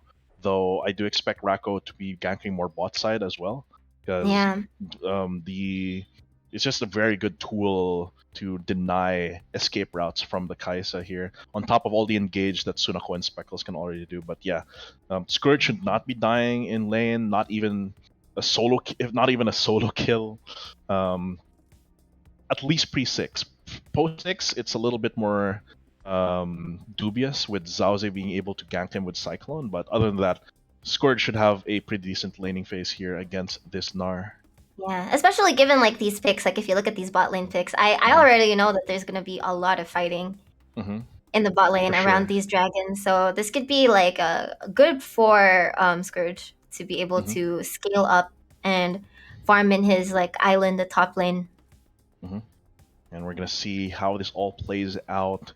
Once again, very spicy fights are in store for us. I always love seeing a Callista, just because of it opens up so many more chances for engage from the support, especially if it's like added tool. It's essentially an added tool for the support to initiate. So I'm really excited, and of course, hope you guys at home are watching, staying safe as well. All you LPU fans, weren't able to see them in the broadcast last week, so I hope you guys are giving them all your energy for this one. Meanwhile, NU fans got sent into the loser bracket, but now is your team's chance to really take the stage here and redeem themselves. So I hope you all are having fun and making some noise in the chat as well. We And love of course, to see all that support in chat. all the support. Hold on. I was like, why is chat isn't moving? And then turns out I was like on V's comment for the last like 10 minutes. There we go. So yeah, seeing a lot of support from both LPU and NU. So hopefully these two teams will bring their best, because this is their last chance to really make it happen in the Alliance games. And of course, once again, we are sponsored by Globe Telecom and powered by Logitech G. For Globe, fiber strong, family strong, with the new G Fiber only $20.99 ng Globe at home. Game with speeds of up to 150 megabytes per second. Mabilis na nga, unlimited internet pa. To learn more, go to shop.globe.com.ph/broadband. And of course, we're still giving away those weekend passes, right? Right, Paru? Yeah, so you guys can win weekend passes to Conquest just by watching and sharing the stream. So if you guys don't know what Conquest is, that's the convention happening this July 23, and the Alliance Games finals will be held live there. And at Conquest, there's so many things to do. You have a chance to meet, not just to watch the All G finalists, but also to meet a lot of your favorite gaming and esports personalities like Kaide, Lily Pichu, Michael Reeves, and more, and enjoy a lot of different programs and activities for all kinds of gamers. Yeah, So it's gonna it's be very fun. exciting. It's gonna be different org booths as well in Conquest. I'm personally excited to see, because back then in Conquest, like 2020, when it got canceled, I was waiting. Oh my God, Michael Reeves is coming in, Yeah. dude! And then I was so excited when I saw the announcement that he was also still a guest for 2022. But now we have loaded on into the game here. LPE Pirate Esports here versus NEU Paradigm. It's gonna be a fight to the death here, because this is losers bracket, best of one. Cutthroat is the name of the game here for this lower bracket. So we'll see how our teams will do to survive. That's true. Everything is on the line in this best of one. Only one team is going to get out of this whole day, actually. The 4 teams are competing, only one of them will continue on to the next week. And it is next week, so it's going to be Oblation Esports versus MGS Mages. And then, whoever wins this will be fighting against Gearhawks later, right? And then whoever wins that will fight against whoever loses in Oblation versus MGS. So it's a lot of possibilities happening in this Alliance games with this heavily competitive and cutthroat format. So let's see how this all happens. I don't expect too many ganks happening early. Most I can expect is like Rako going for like a cheeky like totem or pillar gank in bot side, but seeing as how Sunako and Speckles are kind of pushing that aggressively, might not see it. Yeah, so the edge that Ari has over the Silas at the start is this wave clear, so she will be pushing the Silas in for now. And this lane becomes very hard to gank after 6 as well. So I think the junglers will be looking out for these earlier opportunities. Yeah, maybe just even going for clears just to power level to 6, especially on the side of the Wukong here. Even Rako has a couple more opportunities, just because he can be very opportunistic when he ganks as well. Except topside. Topside is like, he can't gank that. They've got no CC between him and their top laner here, but maybe bot side's gonna be the bigger picture here, even mid lane. So everything's just going, as lanes go, especially that top lane. It's a little bit later when we see the ultimates coming in for the bot lane, when I predict we will be seeing the fights. Yeah, possibly first Drake as well. And look at that, it's just going to be contesting Scuttle here. Then this is where the priority for iteration, as you said, for the early parts of this laning phase, this Ahri kind of just walks over Silas, though. I suppose being walked over by Ahri isn't so bad, but but in that sense, that pretty much secures some topside pressure as well. Though I do think the Scuttle got taken by Zause in the end, still. In the end, it does seem like LPE is going to be a little bit ahead for this one, but not by much. Well, we just see like some standard laning here, and we will have to wait until the dragon, which is coming up very soon. Yeah, and when the Drakes come up at like 5-6 minutes, you really have to see, okay, most likely it is going to be PDG leading the charge there, right? Because they're the ones that have been posturing aggressively bot lane. Of course, Iteration will probably have his recall right about now. Yeah, right about now. Or not. But I was figuring that he would recall just in time for Drake here and get his first like buy. I was just going through, getting that cannon minion. But I guess the Drake isn't like the huge priority for both of them right now. Yeah, it's just really 1 minute before it spawns, or 30 seconds before it spawns, where it becomes a really pressing issue. But that's how I see it. I think Iteration and Sunako pushing down their respective lanes are going to be a big factor to how the Drake goes down. First recall, maybe? Okay, just now. Just now, everyone's recalling. Everyone's saying, it's Cloud Drake. Oh, that's why. That's why they don't care. All right. It's Clown Drake. Let's go. I mean, it got better since it first was born, but it's still gonna be an important thing to take, just so they're building up stacks onto Soul as well as just cycling through these Drakes as well. To be fair, it's not bad on the Wukong and of course Yeri's Rakan. Yeah, the Cloud Drake is pretty useful for them.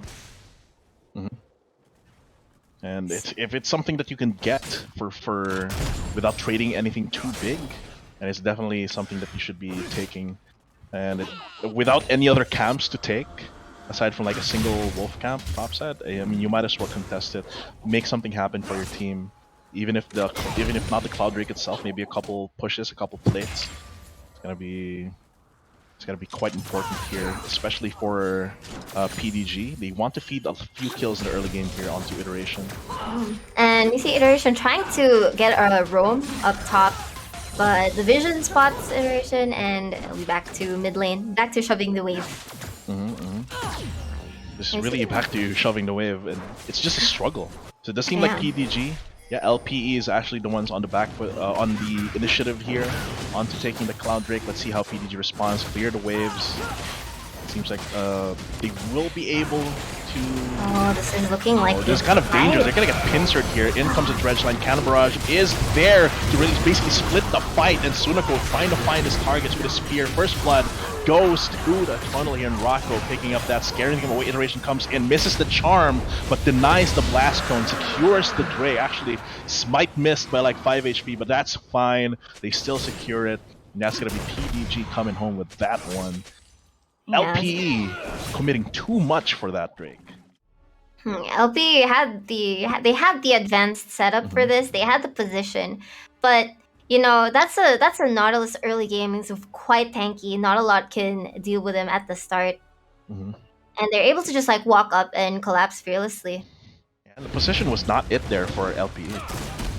Like the mid lane wasn't pushed in hard enough for Iteration to really make a decision. It was just a no-brainer. Just Q the wave once and then go straight to Drake. It was basically the choice here for Iteration, and they got pincered hard. That's really the weakness of being blue side on first Drake.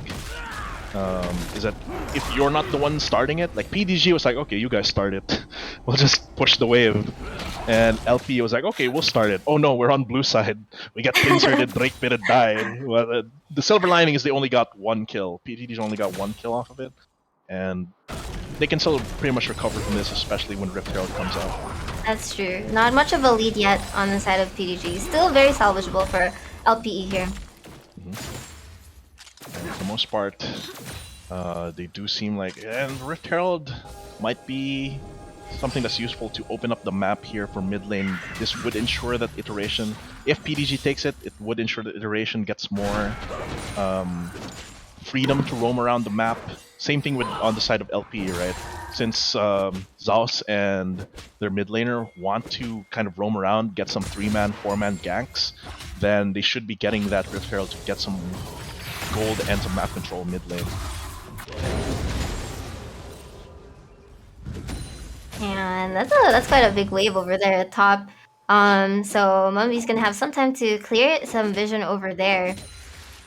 And we'll see when they're going to make their way towards this Herald.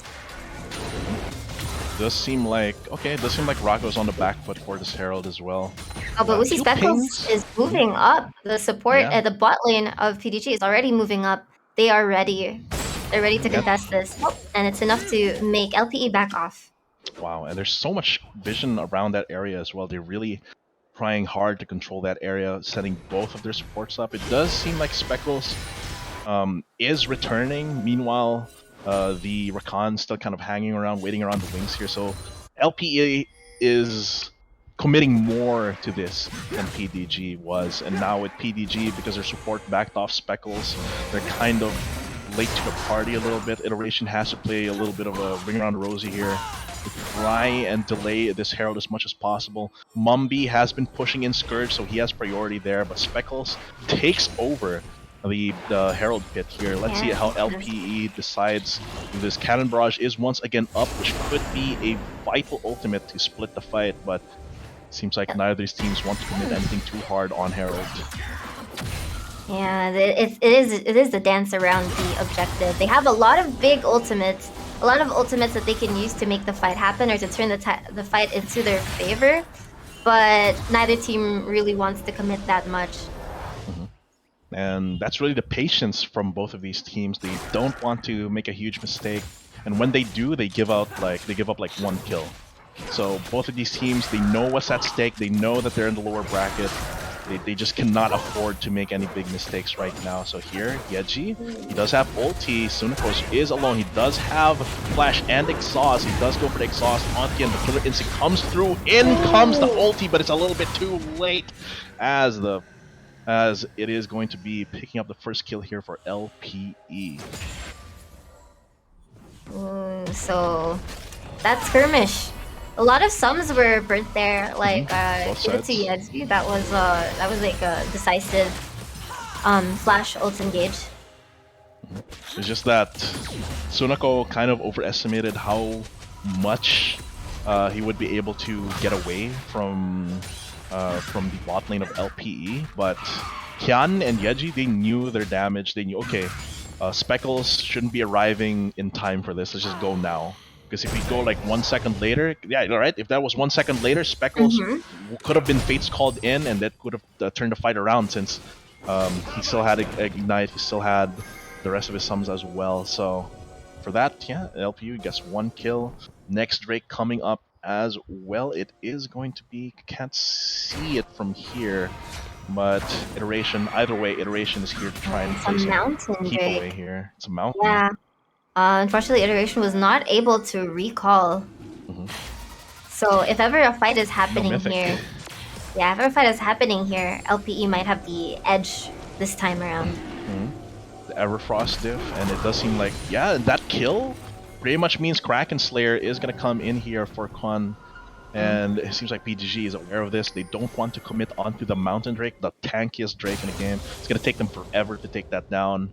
So say they just back off. Okay, let's just see if LPE tries to take the Drake. And if it's a Mountain Drake, right, they have a lot of free time to catch up on farm and get their first mythics coming through. So yeah, this give Iteration the time to get that Everfrost. For Sunako though. And at the same time, LPE didn't really go for the Drake either, so that's just a lot of patience on both sides. But also almost feels like they're kind of scared to. Because this Mountain Drake is like where all the Drake throws happen because of how tanky it is, how long it takes to actually finish it. So there's careful positioning here from LPE. PDG though. They have Cannon Barrage. That's really the biggest thing that they have. If they start the fight before the next minute passes, teleports will not be up for this top lane here. It seems like they might go for a red buff fight, or okay, just deny the blast go and go straight for the Mountain Drake. If they try to take this before teleports come up, okay, it seems like they will. Because they timed that very, very well. LPE can't go for the follow-up, and even then they had the Cannon Barrage to go for the turn. So EDG just very, very calmly taking. This is going to be an Infernal Rift here. So this is going to be very, very spicy indeed. So far, everybody, both teams have been playing conservatively. That was very well timed by PDG, I agree.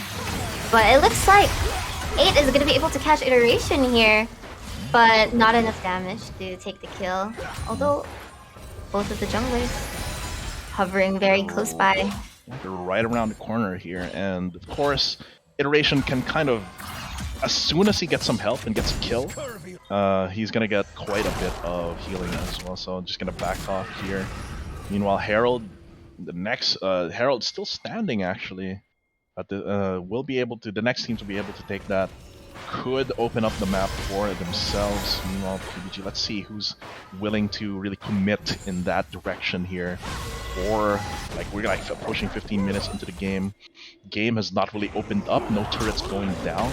So it's really just a race to see if you can get that. Especially with Infernal Rift, the map is a lot more open, there's a lot more paths around the jungle.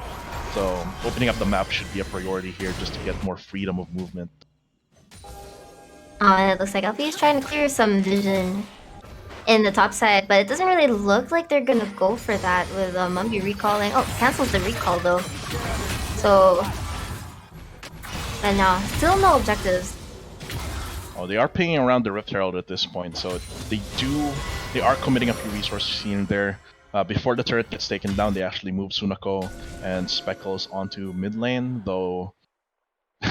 Are they going back to bot lane? No, it does seem like Iteration is just going to be sitting around here as well, Mumby. So a lot of opportunities here, or rather, a lot of times for LP and PDG here, just waiting for the next opportunity to strike here, like waiting around the Wings Doss. Could be waiting to bait Scourge into a trade here with Mumby, where he can just go for the Cyclone, and you can't orange away the Cyclone. So with the Narbar also up, it does seem like Scourge is just playing this very, very safely, not risking anything, not risking a kill on this top side. Meanwhile, it seems like our junglers have committed onto this Rift Herald. Meanwhile, here, it is going to be Everfrost fighting it out. Spirit Rush fight! Who's got the better Spirit Rush? That's going to be the Orb of Deception missing as well. It has to be very, very careful. In comes the Abscon, in comes the Golden Time, though. Dodges the first Chain Lash, but is unable to finish off the kill. Nice outplay there from 8. Despite the summoner difference, Iteration had the Ignite.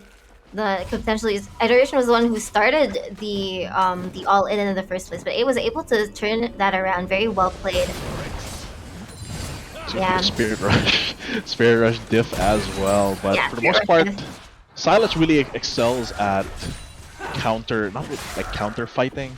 Like, you get him low, but because he has Kingslayer, it just makes it easier for him to survive the 1v1 in that way. But Herald is gonna go to LPE during that whole sequence, so they essentially trade one. Well, to be fair, it was an unnecessary death here for Iteration. Yeah, So I they just get one actually kill plus the Rift Herald. I actually thought Iteration started that engage maybe to prevent 8 from teleporting up to the Herald, but it just didn't work out for him and he ended up getting solo killed instead. And for now, Rift Herald, the question is, where is LPE going to bring this? They do seem to be gathering troops around mid lane here, and a lot of resources. I think PDG anticipates a mid lane Herald here from LPE, and they're preemptively looking for ways to get around that. Oh, Charm just barely missing there. That would have been sick, like Pillar into Charm, but it does seem like they're just going to be setting up for this next Drake, the Infernal Drake. If PDG get this, they'll be on Soul Point. There'll be a lot of pressure on LPE. But if LPE starts stacking their own Infernals, like if they get like 3 Infernals, that's going to be crazy for their comp here. Just a lot of additional damage straight up. Yeah, but this upcoming dragon fight could be the one that LPE wants to put their all in. Both teleports are available on their side, so they could put pressure on the lanes and then still show up to the fight. But PDG is already there, already pretty set up there. Yeah, and PDG has a very good setup here. They have a lot of info. They've got a ward, a normal ward around Raptor side, and this the cheekiest vision ward or control ward. Man, vision ward, what am I, a boomer? They have a control ward behind or in front of the red buff here near the Krugs, right? This is the ward that people always overlook. And this will last them like 5 more minutes at least, because no one ever checks that brush. But yeah, their Herald is gonna come mid lane, easily cleared though. Pincushion right now. And I do think they're able to prevent it from... here comes Teleport here, coming in from Scourge. It is going to be a 5v5. Drake gets taken here by LPE. In comes Scourge. Go for the kill onto Yeji, but it is going to be Rocco going down as well. Cycling up to nice Everfrost here from 8, but it doesn't prevent the left flank from being open. And that is going to be a double kill for Scourge. In comes more Spirit Rushes, resetting for... Iteration. That's going to be lots of kills here, traded for the Infernal, and PDG I think is very, very satisfied with that one. They had to give the they had to place the Herald at mid in the first place, and they did get the Dragon, but PDG does get quite a lead from this. And most importantly, I think where these kills are on, it is going to be a double kill on the Gangplank, so that does accelerate the Gangplank a lot. He gets another kill on top of that while we weren't looking. Wow. So it's going to be 3-0-2. So usually Gangplank kind of just AFK farms one lane, but you give him a couple kills and he'll actually be a menace going into these team fights, because even if he doesn't teleport there, his Cannon Barrage is going to deal a substantial amount of chip damage that the rest of his team can capitalize on. And it's going to be very difficult to move him from topside now, unless you go for a two-man gank on him, and in that case, there's a possibility of like the barrels just ruining your day. Yeah, but for now, it looks like they're going to go back to farming while waiting for the next objective to fight over. But still, yeah, you're right about that Gangplank. 3-0-2 this early in the game. And especially... still towers being taken down though. Yeah, they're really prioritizing the objectives here. So like 3 dragons taken already, and if it's gonna be like an Infernal Soul, having the Gangplank to set up very well there. What kind of the easiest take here is most likely just gonna be Scourge or PDG taking mid lane, or Scourge just being left alone to AFK farm topside. It's really tough to maybe get bot lane here because Mumby and it's gonna be a gank here on Scourge. As I said, they need to go for a 2-man gank, but he gets the flash over, still comes through with it. 8, can he finish? This kill is pretty much done. It's just about how much time Scourge can waste here. Big shutdown gold goes to 8. That's pretty big here on this Sylas. Get all that bounty. Yeah, that was like the best option that LP could have taken, and they really did. They got that shutdown, they got the gold, and they got all that gold onto the Sylas, and it's gonna be much harder now for the Ahri to match Sylas. And at that point, it's pretty much a done deal where Iteration can't really match the side lane that the Sylas is gonna be taking up, and just has to, which means that PDG, they have to make value, not in the side lanes, but where the side laner is not.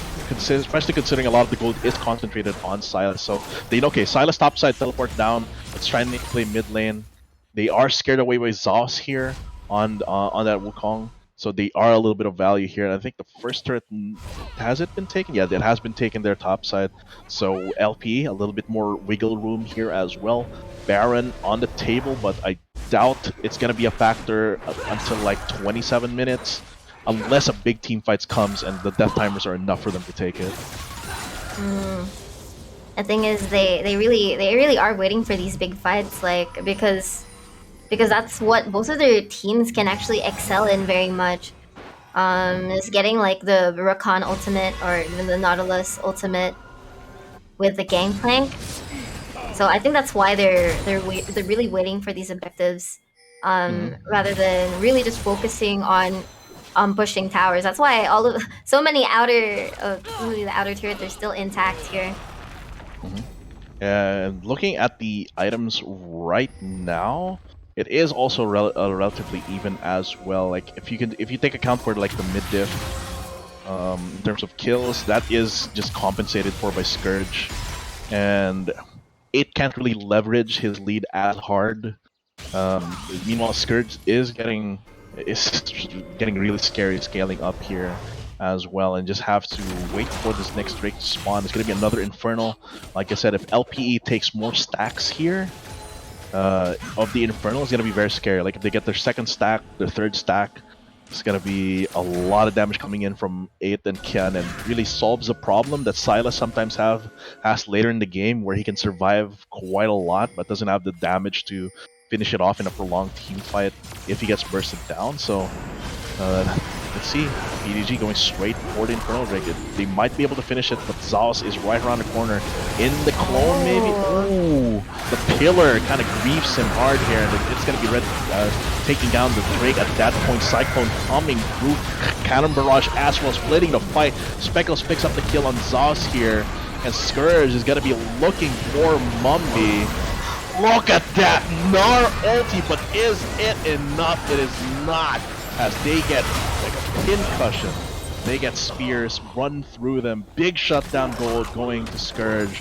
That is going to be a 1-for-3 plus a Drake on top of that on side of PDG. Is it the Baron call? It is like 30 seconds on 2 here for LPE with 10 seconds on the Wukong, so they can possibly take this down. They do have the Callista's Rend at the ready as well, so this should be a free Baron unless they screw up hard against Sketchy. They're melting the Baron very fast with both the Callista and the Gangplank there, but there's gonna attempt here. Very Again, close but there. Not enough damage. Alright, well, the iteration should have flashed over the moment he saw the Kaisa, but I guess he wasn't expecting Kaisa to actually try and finish off the kill there. So Speckles played that dragon fight very well. Was able to get in the middle, like dividing the team fight, and he was tanking quite a lot at the same time. And yeah, despite the early damage that Zaos and was able to pull out with a Cyclone, this Cannon Barrage is a little bit late, but that's the thing. The Gnar ulti didn't have a lot of follow-up left because the Alpha Strike was already finished by PDG. Even with the Gnar ulti, it's still not enough to stop the momentum that they had during the team fight. But still, good attempt there by Mumby to get that Gnar ulti out. At this point, we're getting to the point where, because Baron's been taken, turrets are going to go down as well. PDG will want to try and take these outer turrets once and for all, so they can open up the map for themselves here. Maybe get some pickoffs with Iteration and Rocco. Still, this mid lane tower, it's really not falling. Like it's hanging by a thread at this point with the Baron buff there. Yeah, it's a PDG can't really commit too hard on it, because if they without vision, that's the good thing about LP, is that they've been maintaining very good defensive vision and not letting PDG take over their own territories. So they are able to just barely defend this tower, because PDG always needs to be aware, okay, we could get cycloned by the Wukong at any moment here, so we have to back off and watch our movements. But here, LPE LP's defense can only go so far. Finally, this gets taken down. I'm not even gonna commentate that. That was very unfortunate. Like, That was oh Yeji no, they really get two was, from that. Yeji was really trying to, you know. This recall safely. This is like the second time a recall has been interrupted by death, and at that point, this does open up the entire inhib. That's going to be the just barely that almost hit, but they do get the inhib out. 27 minutes in, Cannon Barrage just to cover their escape here. They're gonna be backing off. Look at the disparity here, where mid lane is just rent through, while the side lanes still have the outer turret. It's so jarring. Well, it's like the game was going slow, but in like the past 5 minutes, PDG has really sped it up and just escalated it so much. Yeah, PDG, they found an opening. They're like, okay, they don't have one layer of hard engage. Yeah, we can go for a 5v4, go straight into inhib.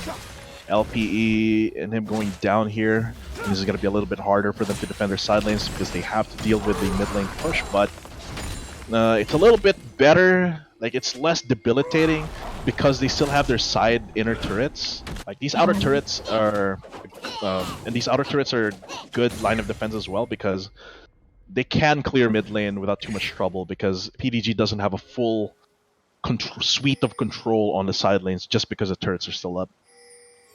Yeah, and now the Dragon is going to come up soon. This could be the soul for PDG potentially. So LP really needs to get their waves out and prepare to fight this. Unless they might have to give topside here. Yeah. Because for sure Scourge is just going to push that, and AFK farm push that in. And since PDG is the one with applying soul pressure here, LP is the one that needs to mount a response, like a crisis response team on this bot side. And I think PDG knows that. Yeah, at the same time, Scourge does have his teleport. So or this even could... Cannon Barrage to pre-phase the teleport is going to be very good as well. So let's see. Which ulti does 8 have? I don't think he has any. So the teleport is going through there. Oh, this is the grand entrance. There's the teleport. That's going to be the Cannon Barrage coming through. They're focusing on the fight here. Kind of a split fight across the teams, but look at that. The Kaisa trying to make it happen. They take the Inferno. That's going to be Soul in their favor. Kaisa still trying, but Kalista comes in. That's going to be a nice dredge line coming in. In comes the Fate's Call. Will they get it? It's going to be a slippery target on this Rakan, but dredge line once again to finish off the kill with open mid, literally open mid. That might be the game here. 28 minutes, death timer should be around 30. Oh, the worst part is that they have a wave with 30 seconds on the timers. Can Zaos bring the sauce? The lamp sauce back in and defend. No Cyclone, no nothing. He's just doing, Circo's just doing Ring on Rosie around this Nexus. Not even engaging with Wukong. Zaos still looking for it to stay alive with his Divine Sunderer, but no. It seems like PDG takes away this win. They're moving on to the next round of losers. Man, that's crazy. Like, that game was going so slow, and then it hit a point, and then it just went like hyper speed. Yeah, that seems to be how most games are going this patch, right? Like, it's just a lot of it's a slow burn. It's like a slow burn, and then suddenly all the big things happen.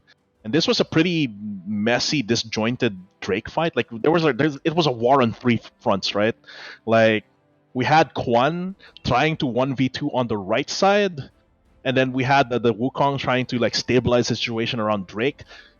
It was a doozy. And I think one of the biggest factors there is Speckles just being there at the front, dredge lining every time that the cooldown is up. And those dredge lines were really hitting the important targets as well. So in the end, I think PDG just played that very, very cleanly, making very little mistakes and really playing towards the strong members of their team. The objectives pretty much as well. They had objective control for the most part. I mean, they lost like a couple Heralds and 2 Drakes. No, they lost a couple Heralds there, but at the end, they controlled the Drakes, and because they were the ones applying Drake pressure, LPU had to mount a response. Unfortunately, they got. It's like when you're the one exerting pressure, you're just forcing your opponent to make a decision. And when someone is forced to make a decision instead of them like having time to think about it, there's when the mistakes happen. That's when the killer instinct into 1v2 happens. That's when all your other carries get dredge lined. And yeah, Paradigm Verandas played that very, very cleanly. LPU, though, they had a very, very good run, but seems like that's where it ends for this split of Alliance games. That's true. So the next game after this will be between the two winners for today. So that will be MVP versus PDG later on. So we are going to take a short break and we'll be right back for the next series. Parts of the Philippines. They would have never met. If not For AcadArena. In AcadArena, we help students meet, collaborate, and learn all the hype and wonder ng gaming at esports. Dito, naging caster si Filippo, even just for that afternoon. He met students with the same dream, attended our workshop, and we funded a tournament where they can debut. That was Jessica's tournament. Inorganize niya ito with a student club in her campus na ginabayan namin all the way. And that's how they met. That's what we do here in AcadArena. We turn gamers into leaders, casters, breadwinners. AcadArena, it's not just play.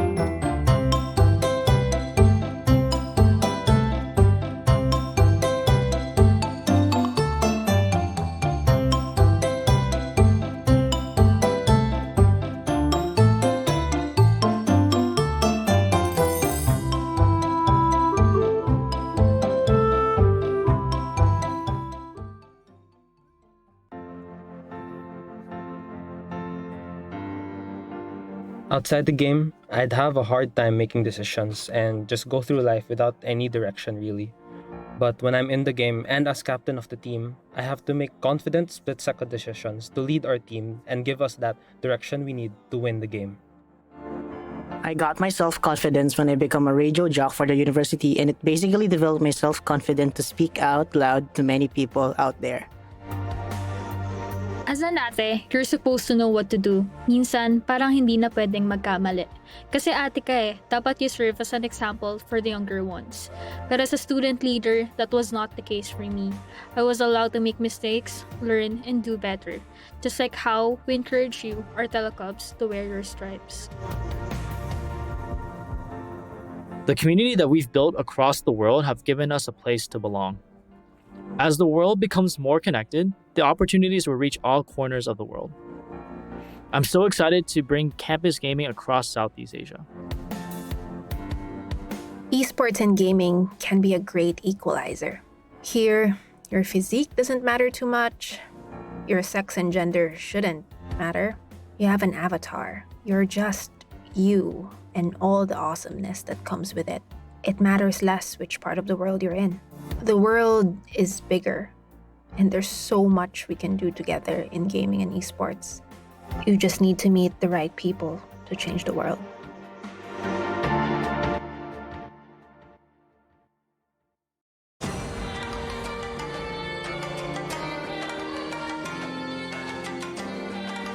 In AcadArena, I broke through solo queue and became a team player.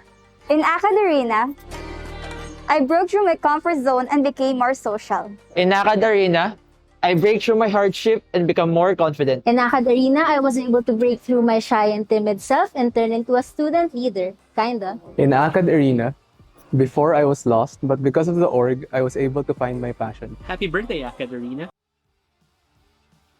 Welcome back, gamers. We are still at the Alliance Games featuring League of Legends, co-presented by Globe.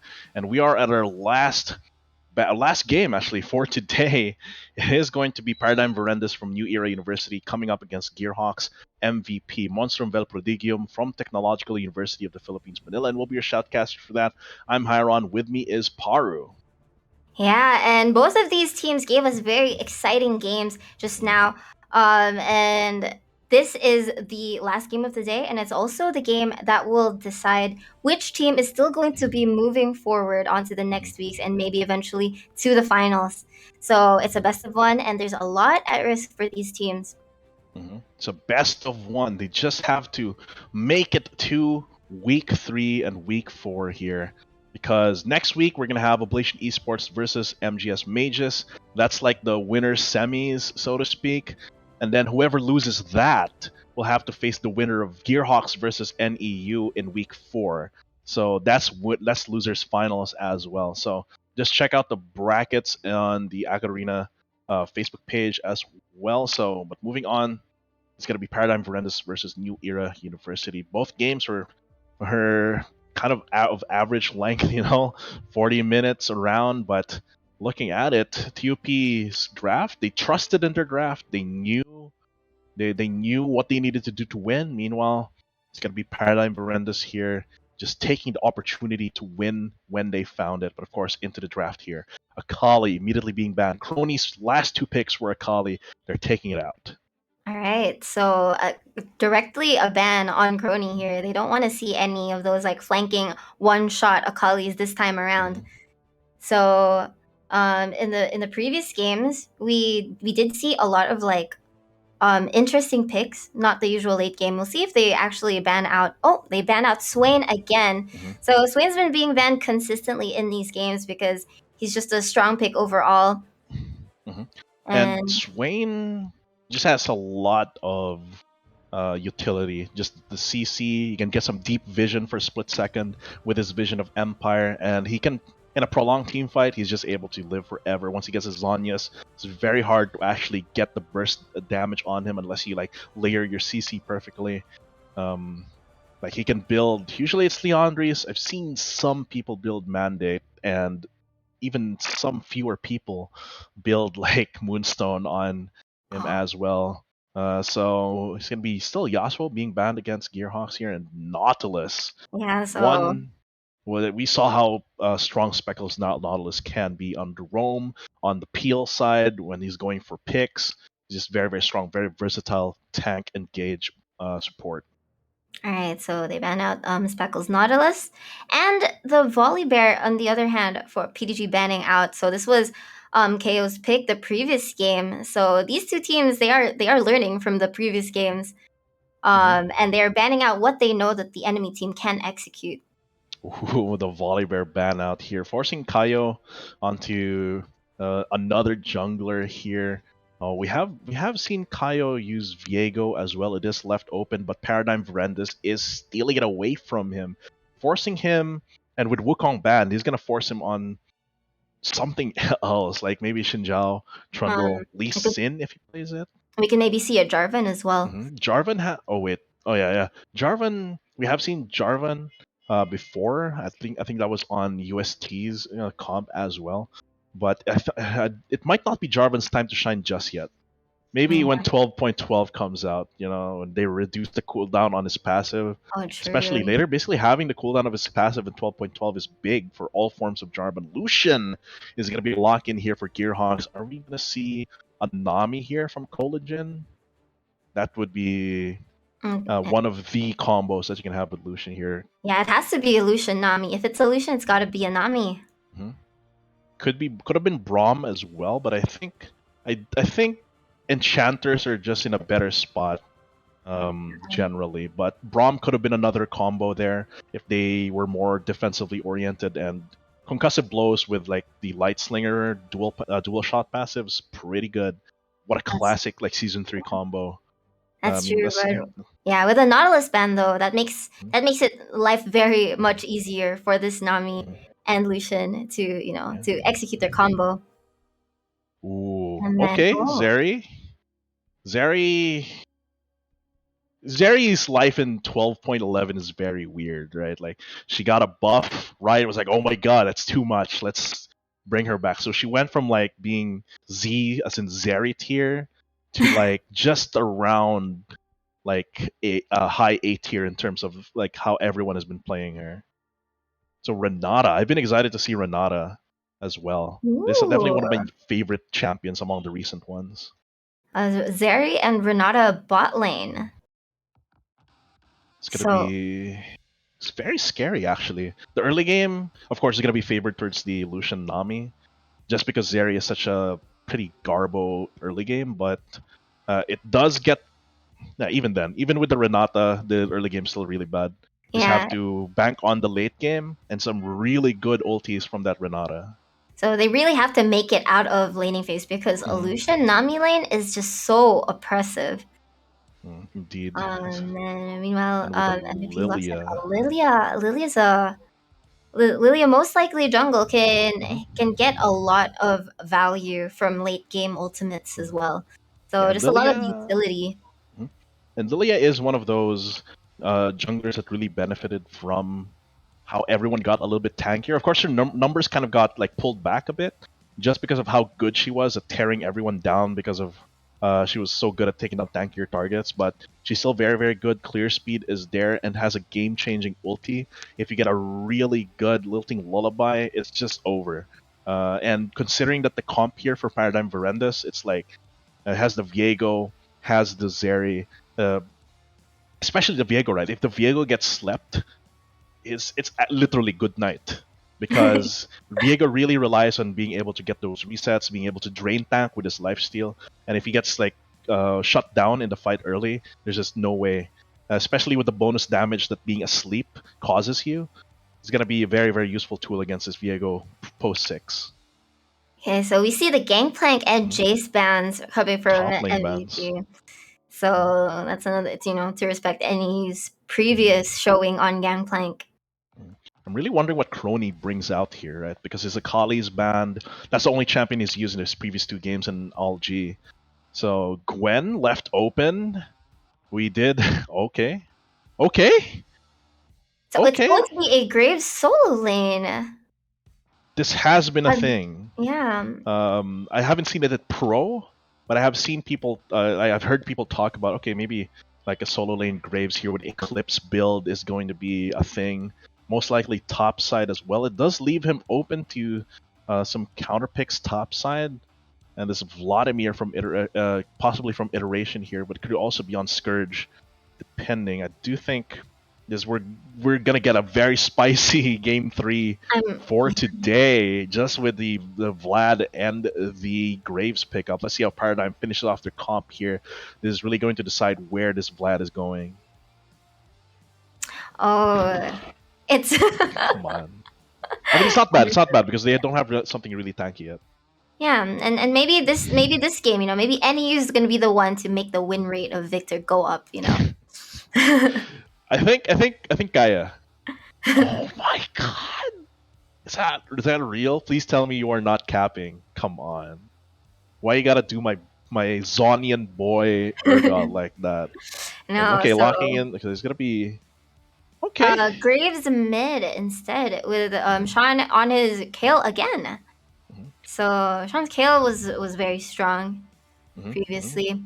Just a couple heavy blunders. Like he once went in 1v4 thinking that it would be enough, like level 18 full item Kale would be enough. But if he can kind of temper that aggression and that confidence, I think Gearhawks has a pretty good comp. But the thing is, just it's very lacking in like the frontline business.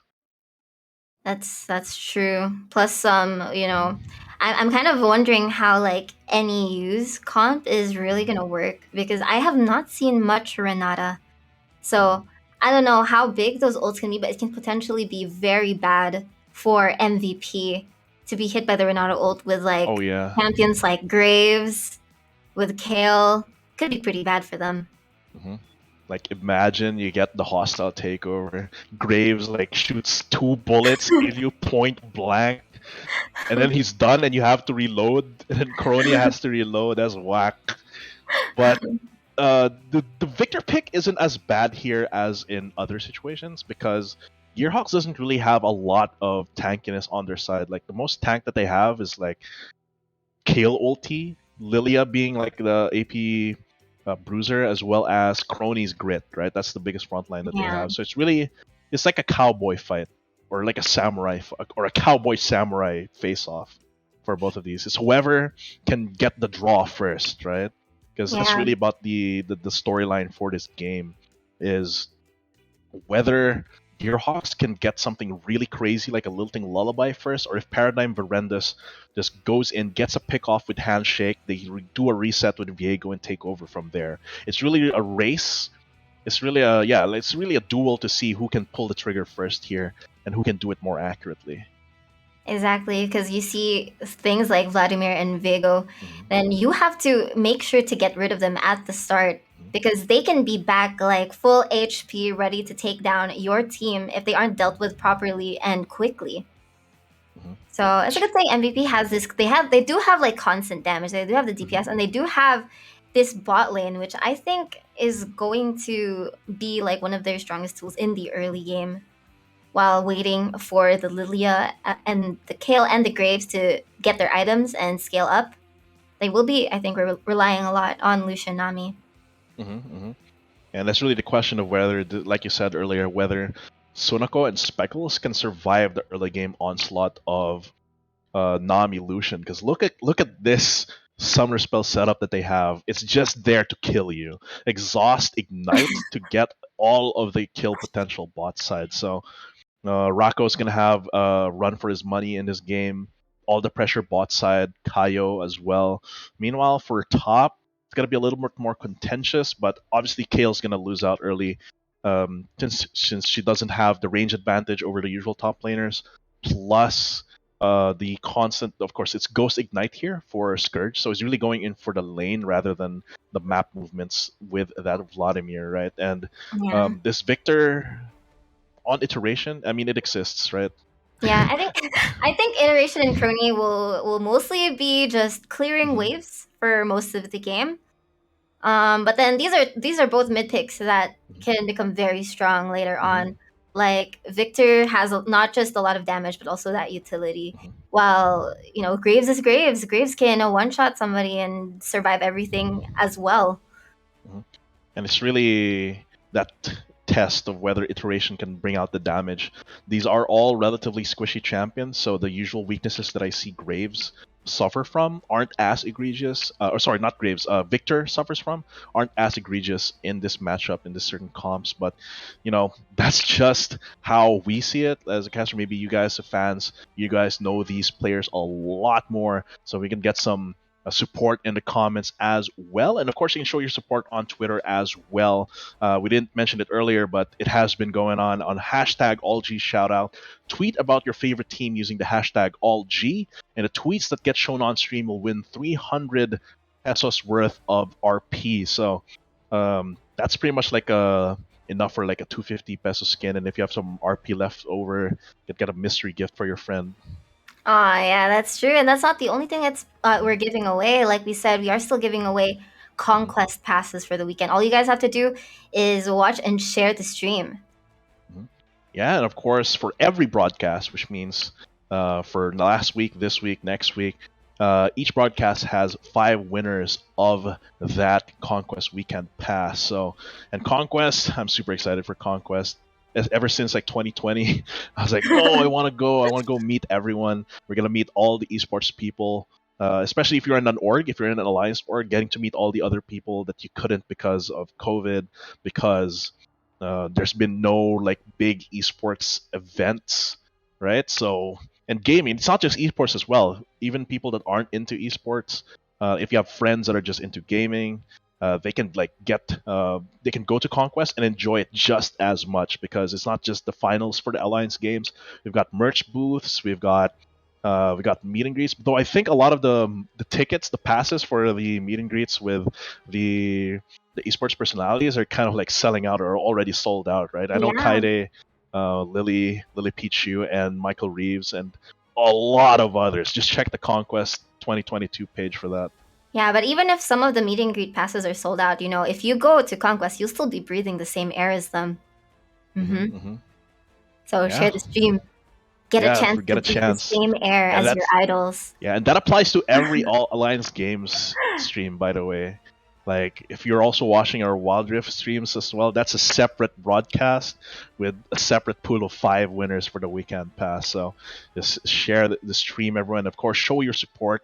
I did mention the All G tweet giveaway as well for 300 pesos worth of RP.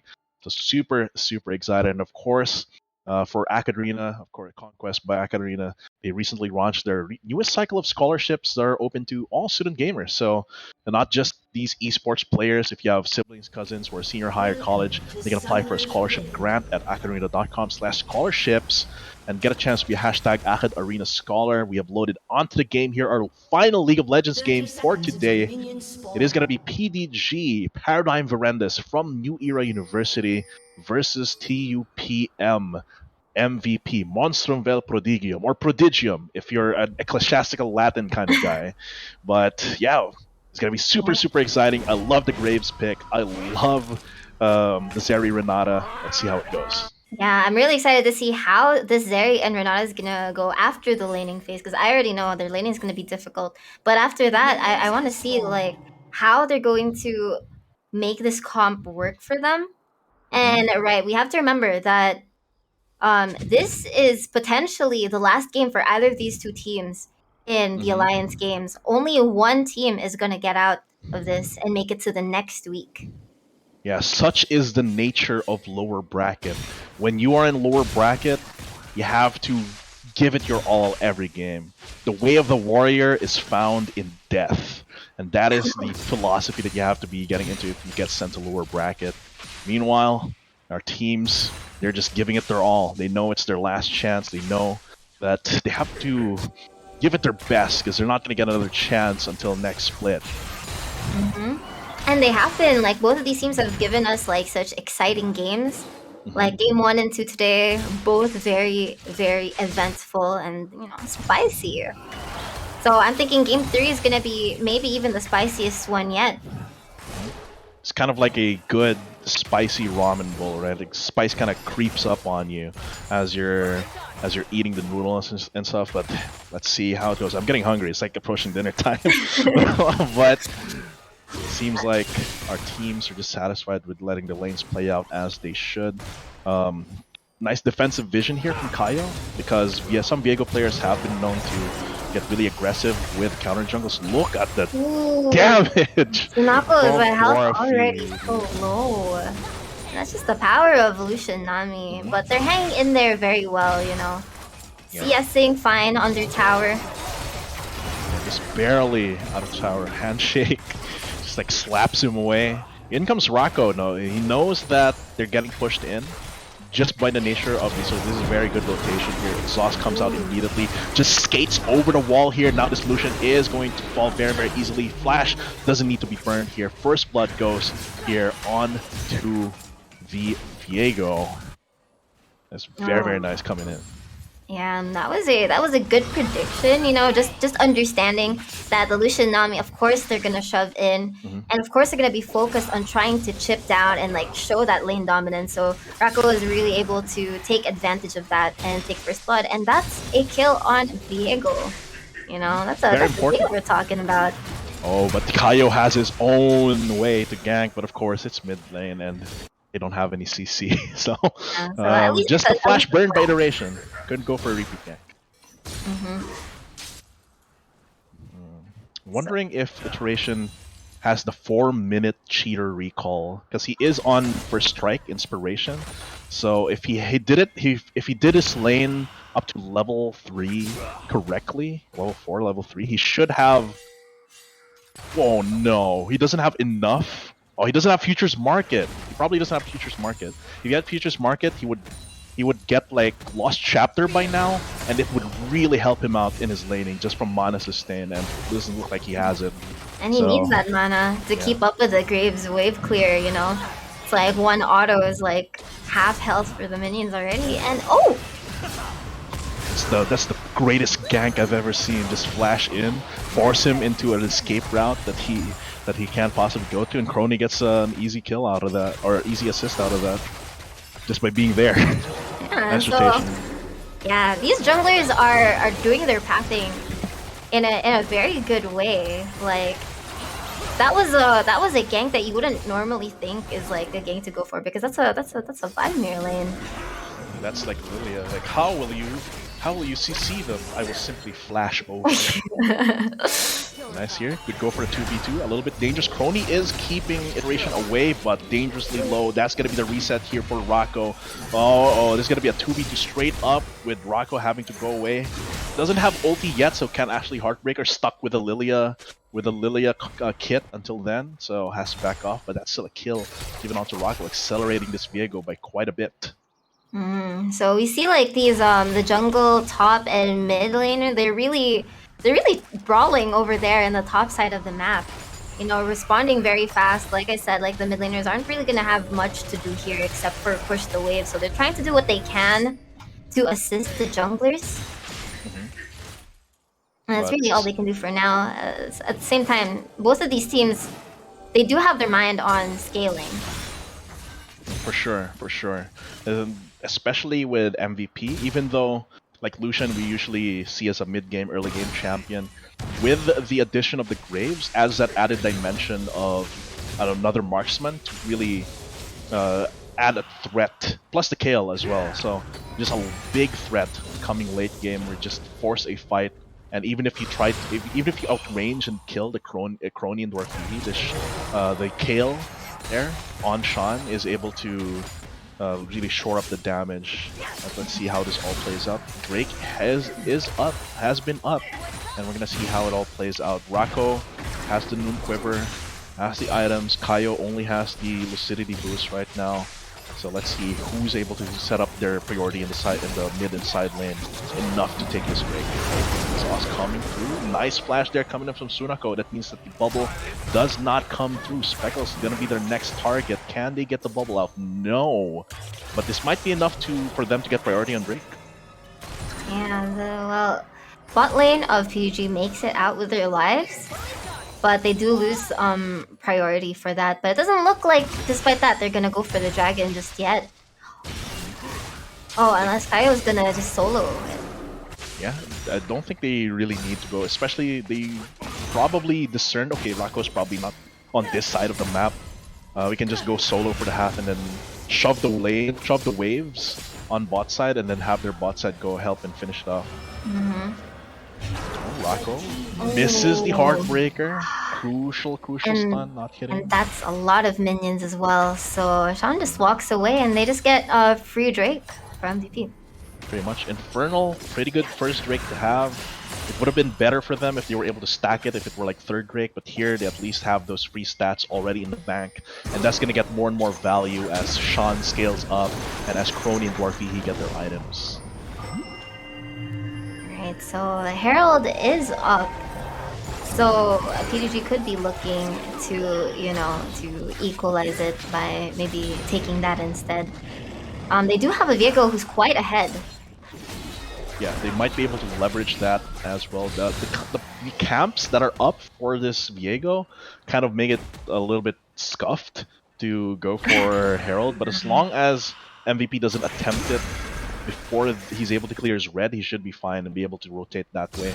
Meanwhile, MVP, good defensive wards on the bot side to ensure a good position for Dwarfihi here, just to continue shoving this lane against the weak early game of the Zeri.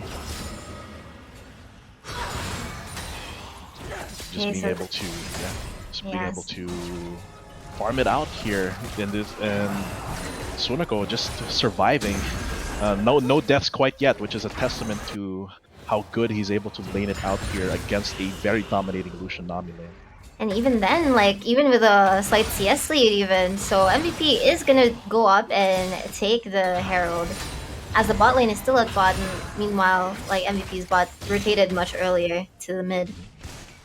A little bit of an opportunity here as well. I mean, with the Herald being taken there, it's not like Iteration can really fight off both Sean and Crony, especially with Scourge not really having his first item built up, no spikes yet, and both of these mages, Iteration and Scourge on these champions are very aligned in getting their first mythic in order to really have an impact. So compared to MVP, Crony has a lot of control, has a lot of base damage going in, stacking a lot of AD with the serrated Dirk as well. They are looking for a pick here in iteration, but he can just flash over. over the wall and run away.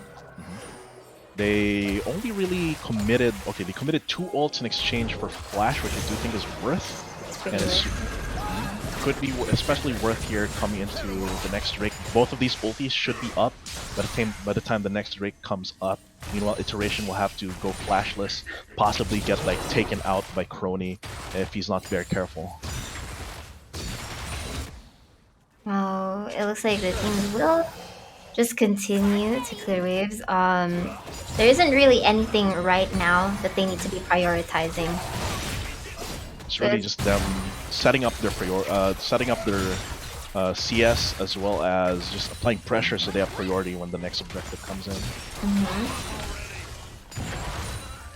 So far, let's see if any ganks happen. Both of these junglers are just staring at each other, you know, like both of them Mike Wazowski. Here comes Crony though. Slows him down with a smoke screen. In comes from the side, Rocco has his Vape Nation coming in. Dives in, a little bit too overzealous right there. Has to ulti out. That's going to be a gank not coming through for TUP. What did he burn there? They burnt Crony's flash and Kaio's flash. And Rocco also had to flash forward to even attempt that as well. It's like both of the junglers just knew what was going to happen. It was just who was going to go in first. And that's how it ended up. So that's basically 1 flash for 2, which is decent. Especially once we get into when the Drake spawns. So a little bit of a pause. Possibly one of the players might be encountering a technical issue. We'll have that fixed as soon as we can for you guys. But taking a back seat, yeah, just the usual 12.11 mid game, waiting for the Drakes to spawn, just really seeing how, and it's really when nothing's happening, right? When nothing's happening, what you make happen is what matters, right? And that's what Paradigm Verandas was trying to do. Exactly. So timing just becomes so much more important because, yeah, nothing's happening for a while. Everyone's just trying to build up, trying to scale up. But when something does happen, you have to be at the right place at the right time. So that's a challenge to these players, you know. You have to be there for the play to happen. And looks like Rocco's... Both of the junglers actually have a pretty solid pathing around and the rotations around the map. They're there for each other's ganks. So it's never just a 3v2, it's always an even 3v3, forcing answers from each other. And it's really, the devil is in the details for those kinds of fights, where Paradigm Verandas, they spent 1 flash in exchange for 2 flashes. Time will tell, literally 5 minutes will tell whether they can make something off of those 2 flashes, because I believe that was the Lucian's flash taken out as well. So that's very crucial. That's one defensive tool. There's none get out of jail free card that Lucian doesn't have, and Lucian has to commit very hard with that 500 range of his. Exactly. Lucian's the type of ADC where if he wants to put in the damage, he has to be able to commit.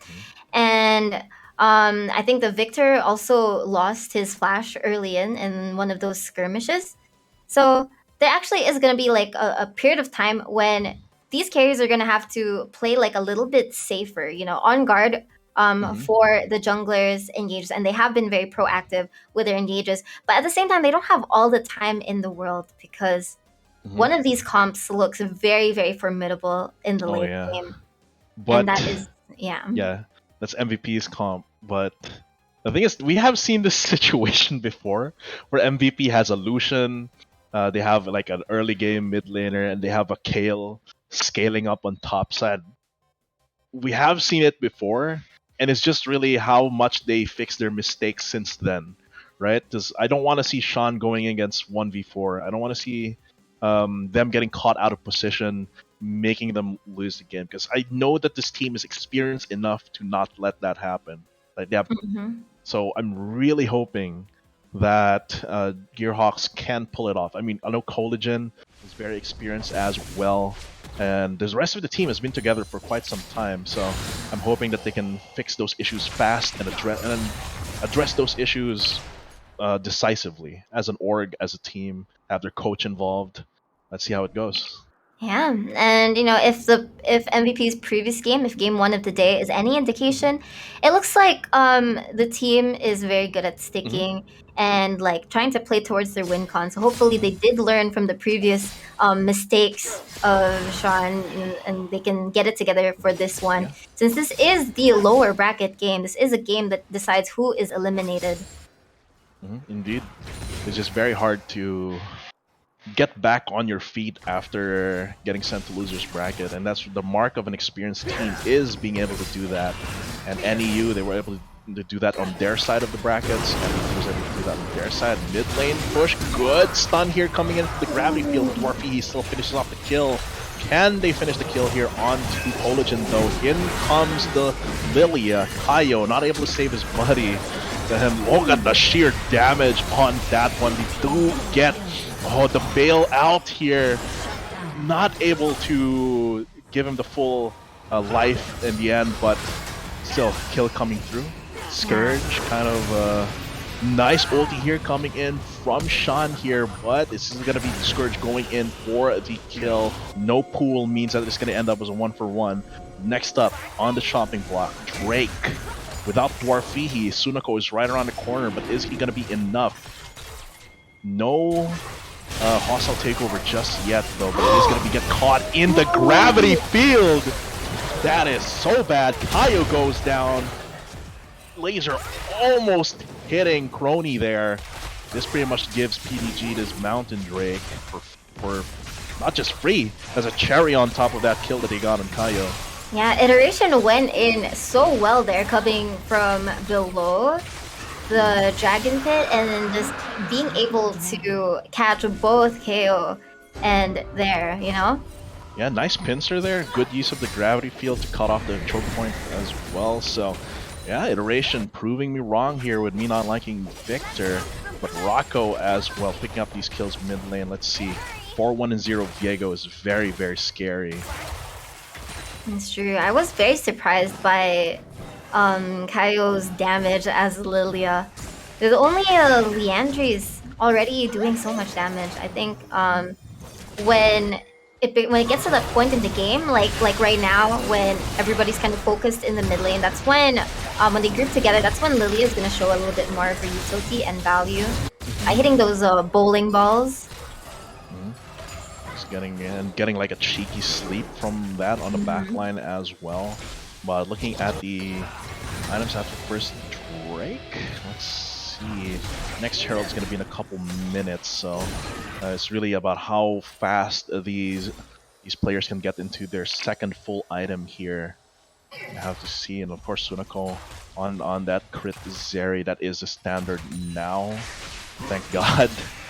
But yeah, it's gonna take a while for him to actually scale up still on that Zeri. He needs a couple kills fed to him, ideally, to accelerate the Zeri's game plans. Yeah. And, still, Zeri and the Renata coming out of lane phase like that is already it's already a good feat for them. Being against the Lucian Nami lane, I think the Viego's early pressure was just so instrumental in letting them survive this lane. Yeah. Sunako, his patience and his positioning and his awareness of when to flash and when to just run has probably saved him the most in this game here. Oh, he's asleep, but he's able to hard break her out. Man, Rocco, I mean, you can't have time to sleep if you're broken, right? Yeah, just sad boy things. Oh, Speckles though, get caught by the bubble. Kaio gets his kill. So much AoE damage though. Rocco, can he get one kill to start the recess? Come in. In comes the fake Lilia as well. Able to take that out. That is unfortunate right there. You're being able to get all those kills for 2 for 4. What a fight! They tried to pincer the Viego, but then it was Speckles instead. That got caught by a stray hard baited bubble. them here. Not gonna lie. Oh, look at this AoE damage from the Vlad, and the moment the Viego gets one kill, the fight is pretty much done. Get those resets out. Yeah, they need to be able to take care of that Vlad and that Viego, or else they're just gonna live till the end of the team fight, getting resets or just healing up. It's going to be such a problem for them.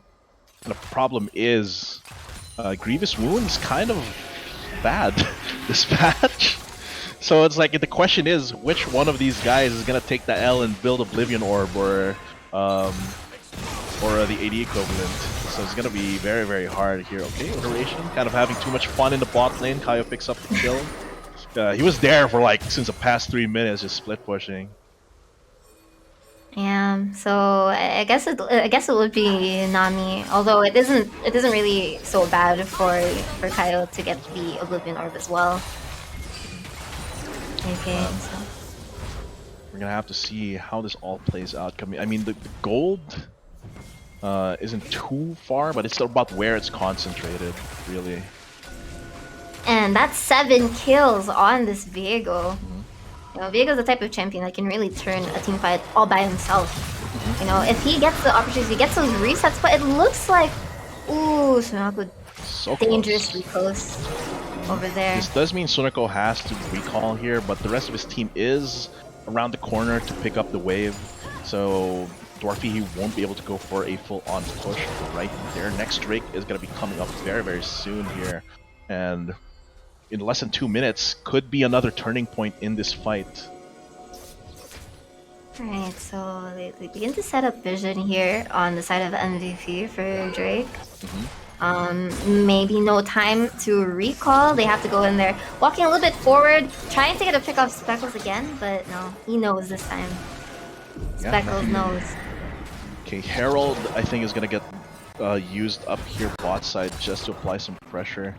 And look at this. Let's see how they play around this. Seems like they will just leave the Drake alone to go for to hard push this lane, force Crony to respond to this, and then go for the Drake.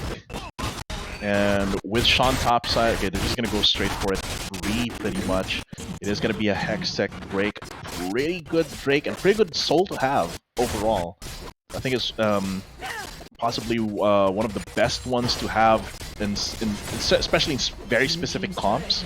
If you're a comp that wants to go in hard, and then if they survive the first 5 seconds of the fight, you lose. Hextech Drake is really good at that. Hextech Drake stacks and soul. Ooh, this could be the Renata ult. Hostile take over here. A lot of damage. Friendly fire coming in. That prevents them from going all the way onto Rocco here. And they don't get too much from that either way. Yeah, just some pressure. So having the 2 Drakes on PDG is pretty good, you know. As MVP is running Kale, it is still sort of fine for them to give that up early. They still have that like late game skin to rely on, but ooh, that's a lot of damage. That's the power of that Lucian in the early game, but if you can't finish off the kill. Oh, Drowsy? You're gonna get dunked for sure. Oh no. MVP getting 2 big shutdowns. Can they finish off the kill? Okay, there's 1 kill here, and Rocco chasing in that next one. I don't think he can force an execute at this point. And big shutdown as well. So it's just gonna be 2 for 1, 2 for 2 in the end, actually, with shutdowns on both sides. And I love this comment. Rocco, flash in sabay, I miss you, balik ka na. It's a real Viego moment right there here, but in comes the Vlad, dealing a lot of damage with healing it back. Not enough as Dwarfy finishes him off. And that is going to be effectively 2 for 3 all across. Yeah, Scorch was by himself there. Maybe competing too hard to try to get that kill. He's trying a little too hard, so it's in these lulls, man, that we see the craziest things. When there's no objective to be had, that's when people go crazy. And I guess they were trying to fight over mid lane turret, try and take it, but he ended up pretty far. Yeah. And then the lilting lullaby from Kaio earlier, I don't think we had a replay of that, but that's kind of cracked. Like just when he thought that they didn't have enough damage to finish off the targets under tower, Lily just comes zooming. Already has the Demonic Embrace, which is I think one of my favorite items overall. It just has to get so much value from it.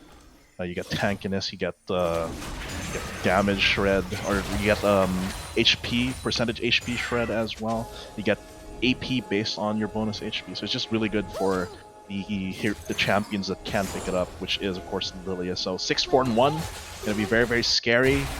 Has to get bursted down early, but he does have the he does have the stopwatch here. Available. So Try and bail him out. So both of these teams, are they threatening Baron? They're just threatening the threat of it. They're not actually threatening Baron. They're threatening something. Yeah, they're threatening That they could threatening threaten Baron. Baron. It's like two layers of threats. We've seen so many dances around objectives. I think that's just a new meta, you know, threatening the threats. Yeah, it's like it's not the possibility of taking it. It's the possibility that they could possibly take it. So many layers here, lots of time in between objectives for these teams to you know, trying to get stronger, think of how they're going to approach these team fights, but then still all Lilia has to do really is to land a big sleep, but it looks like he's gonna get caught instead. There's a stopwatch, but can he get saved? He actually gets saved. That's actually Wow, that's... And the stopwatch did come in handy. Was able to perfectly time it with... But not the ideal use of it, right? Usually you'd want to go in, get your Littling Lullaby off, or on everyone after you spin around. But this does threaten PDG. No flash from Kaio means that Baron is a possibility indeed. Nice calling here, not hitting too much, but it is going to be the Baron. Will it get secured? It does, and MVP does not turn at all. Just leaves it to be taken. And at the same time, Dragon is about to be up. So, I don't know, that...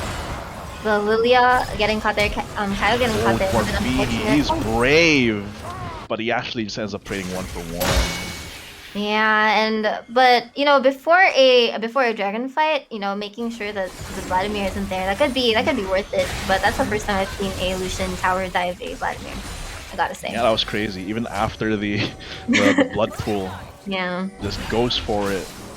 Just no care in the world. And this is gonna be PDG. If they take it, they're gonna take it. This is gonna be their second Hextech Drake stack here, and they do have soul pressure at this point. So MVP, next Drake, they cannot give it up. PDG, they have 2 stacks of Hextech Drake. They can plus the Baron on their side, they can probably take some outer turrets. And Sean is doing double duty, split pushing here. So with Baron, with these Drakes, and you know, being able to threaten Soul Point, like they know that they're putting the pressure on MVP. Like MVP cannot make a mistake because a mistake could potentially cost them, you know, soul for PDG. And if MVP wants to go for something crazy, it might have to be before the Drake, right? Like usually I don't condone fighting over nothing, but if they can possibly get like a side lane turret for it, maybe mid or top inner, it would be worth fighting over. It's just that they can't afford to make a big risky move on Drake. It has to be orchestrated, it has to be premeditated when PDG is threatening that Drake. Yeah, because with these fights and these comps, it's not really one of those like very easy, simple to execute. Like, yo, you just gotta dive the back line and do this and do that. Their team fights are looking more complicated. Okay. It's like that. You don't know how it could go. But Crony just walked into the whole team of PDG. Oh, but in comes Solution. Can he get it? Nice bailout. Can he get the kill though? Does not get the kill, which means the Speckles is also down for the count. Very, very close. That could have gone very badly if Sunako got a kill onto either Collision or Dwarfy, but that's the damage of the Lucian, 6-4-3. It's a really good attempt of Sunako and Speckles for that 2v2. It actually just makes Scourge's kill attempt there 1-for-2, which is not quite worth. So a little bit difficult to gauge, because there is a 4k gold lead, but the gold concentration is also pretty good on MVP side, and of course Sean is, I think he has already reached level 16, just power farming. I cannot visually confirm, but Yeah, it level looks like it's 16. level So 16. he's like Super Saiyan already for this shot. For Sean, just needs to get the items to match the level scaling. So we really are waiting for Sean to just show up in these fights with that level 16 glory. You know, Kaio and Dwarfy have been getting kills during these fights.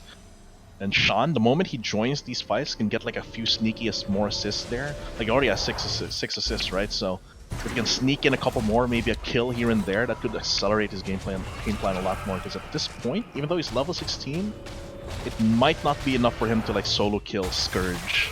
That's really like one of the benchmarks for whether this Kale is ready, is if this Kale can actually just 1v1 this Vlad in a side lane.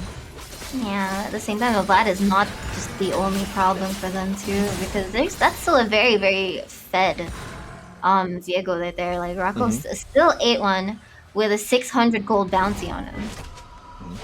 And really, the one to kill the Viego has to be Dwarfy here, Crony, because looking at Rocco's itemization, it's all in preparation against the Lilia and the Kale, right? So no armor whatsoever. It's just it's Merc Threads and Wit's End. No armor against Dwarfy and Crony. So it's going to be their job to try and take down Rocco before he gets a reset in these fights. So posturing around the dragon now, setting up vision. This might be like one of the biggest fights so far, because it is PDG's soul point, and it is the time when Kale can potentially do something. But Iteration is still in top lane, pushed up the wave. Now backing will probably be in Dragon in time though. So the teleport is available for Sean. So really just setting up these side waves. Scourge, Sean can't really risk. They don't have a lot of vision on top side, so Sean can't really risk pushing out, but that preemptive teleport here just so he's there the moment the fight starts. Because the first 5 seconds of a fight are the most important for MVP. So they have to go in. Maybe Kaio gets a Divine Judgment from Sean, Kale ulti, just when he dives. Or it's really going to be a test of what priorities MVP has, right? Is Sean going to use his ulti on himself, or is Sean going to use it for a Kaio to get like a huge 4-man Lilting Lullaby? That's going to be the question here. Meanwhile, we have a freeze frame. We can kind of take stock of what's happening, who's in a better position. So It does seem like Scourge definitely more together at the moment. Scourge is taking his trying time. to get it. They do get the Drake here, deny the soul from PDG, and immediately they're like, oh, we don't want anything, but that's gonna be big Lilting Lullaby. Kaio immediately goes down, and an auto attack fest on the side of MVP means, oh my god, it's a Sussus Amogus. They just kill each other. They're all imposters. They kill each other. And PDG, they're gonna steal the win from that whole hostile takeover. Yeah, they may have lost the dragon. It's on Death Knife that actually just happened. They can just wow. I don't have the words to explain what happened there. So that was the power. That was the Renata power. Oh, that was the Renata. But one thing made that Renata play possible was MVP. They already denied the soul, right? So at first I thought, okay, they got the soul, they're immediately getting out, right? But instead they go back in and get hit by the I think there must have been like an error on the side of Lilia. Did hit everyone was on the same page, but it was not the right page. Yes, It unfortunately. was a good attempt though. Like I like the idea where okay, we got like a good Lilting Lullaby off. I think we can take the fight, but the hostile takeover. I'm telling you, man, when you have Lucian, Graves, and Kale, a hostile takeover is. It's really just hard to like prepare for that, or even just like know what's gonna happen, because even just the nature of the ability is kind of unpredictable, and it just went perfectly well for PDG in that fight. It's really the best place to use a Renata ult is in River because there's no Drake to be attacked. There's no minions. It's just all champions hitting each other, and I don't have any words. That's they got they got they got Among Us. Yeah. They just Despite the game ending like that, it was very well deserved by PDG to man, get that, you know. Speckles is becoming a support to watch. Like from his Nautilus to his Renata. Yeah. Definitely. I really don't know what to tell you guys. Because that was crazy. I think we're gonna get the brackets set up for you guys.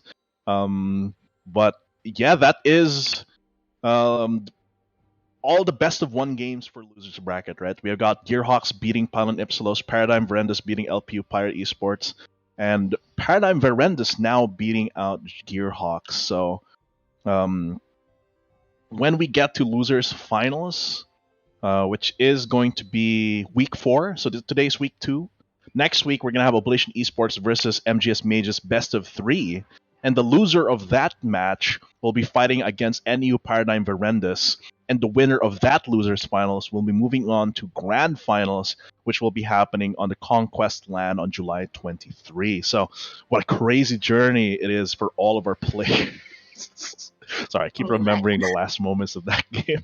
It's Yeah, crazy. it may have been wild, but that Renata, that hostile takeover, is what's bringing NEU out of the Mhm. lower bracket technically. Mhm. And That was crazy. Mhm. Okay. Let's take a moment to breathe, everyone. LPU fan. Oh, sorry. NU fans, Gearhawks fans. Let's take a moment to breathe and let all of that sink in. Let's keep it civil in the chat as well, and we just like to. Sorry, we'd just like to take the last moments of this broadcast to thank our sponsors and partners. Alliance Games is co-presented by Globe Telecom, and of course, we've got Conquest coming up next month. Congratulations to all of you who shared the stream and will be getting their weekend pass as well. We have more esports action for you. I believe after this broadcast, we'll have the Wild Rift one, so stay tuned. Any last remarks for this one, Paru? This is a crazy day. How was your first day of casting? well, I'm glad that my first day of casting involved like such eventful games, you know, from Yeah. the start to the end. And it was a ton of fun, and I just can't wait for the next week of Alliance Games. Yeah, next week of Alliance Games for League of Legends, we're going to have winners semis. And we have been your shoutcasters. I'm Hiron. With me was Paru. Thank you so much for watching. We'll be seeing you next week for more League of Legends collegiate action.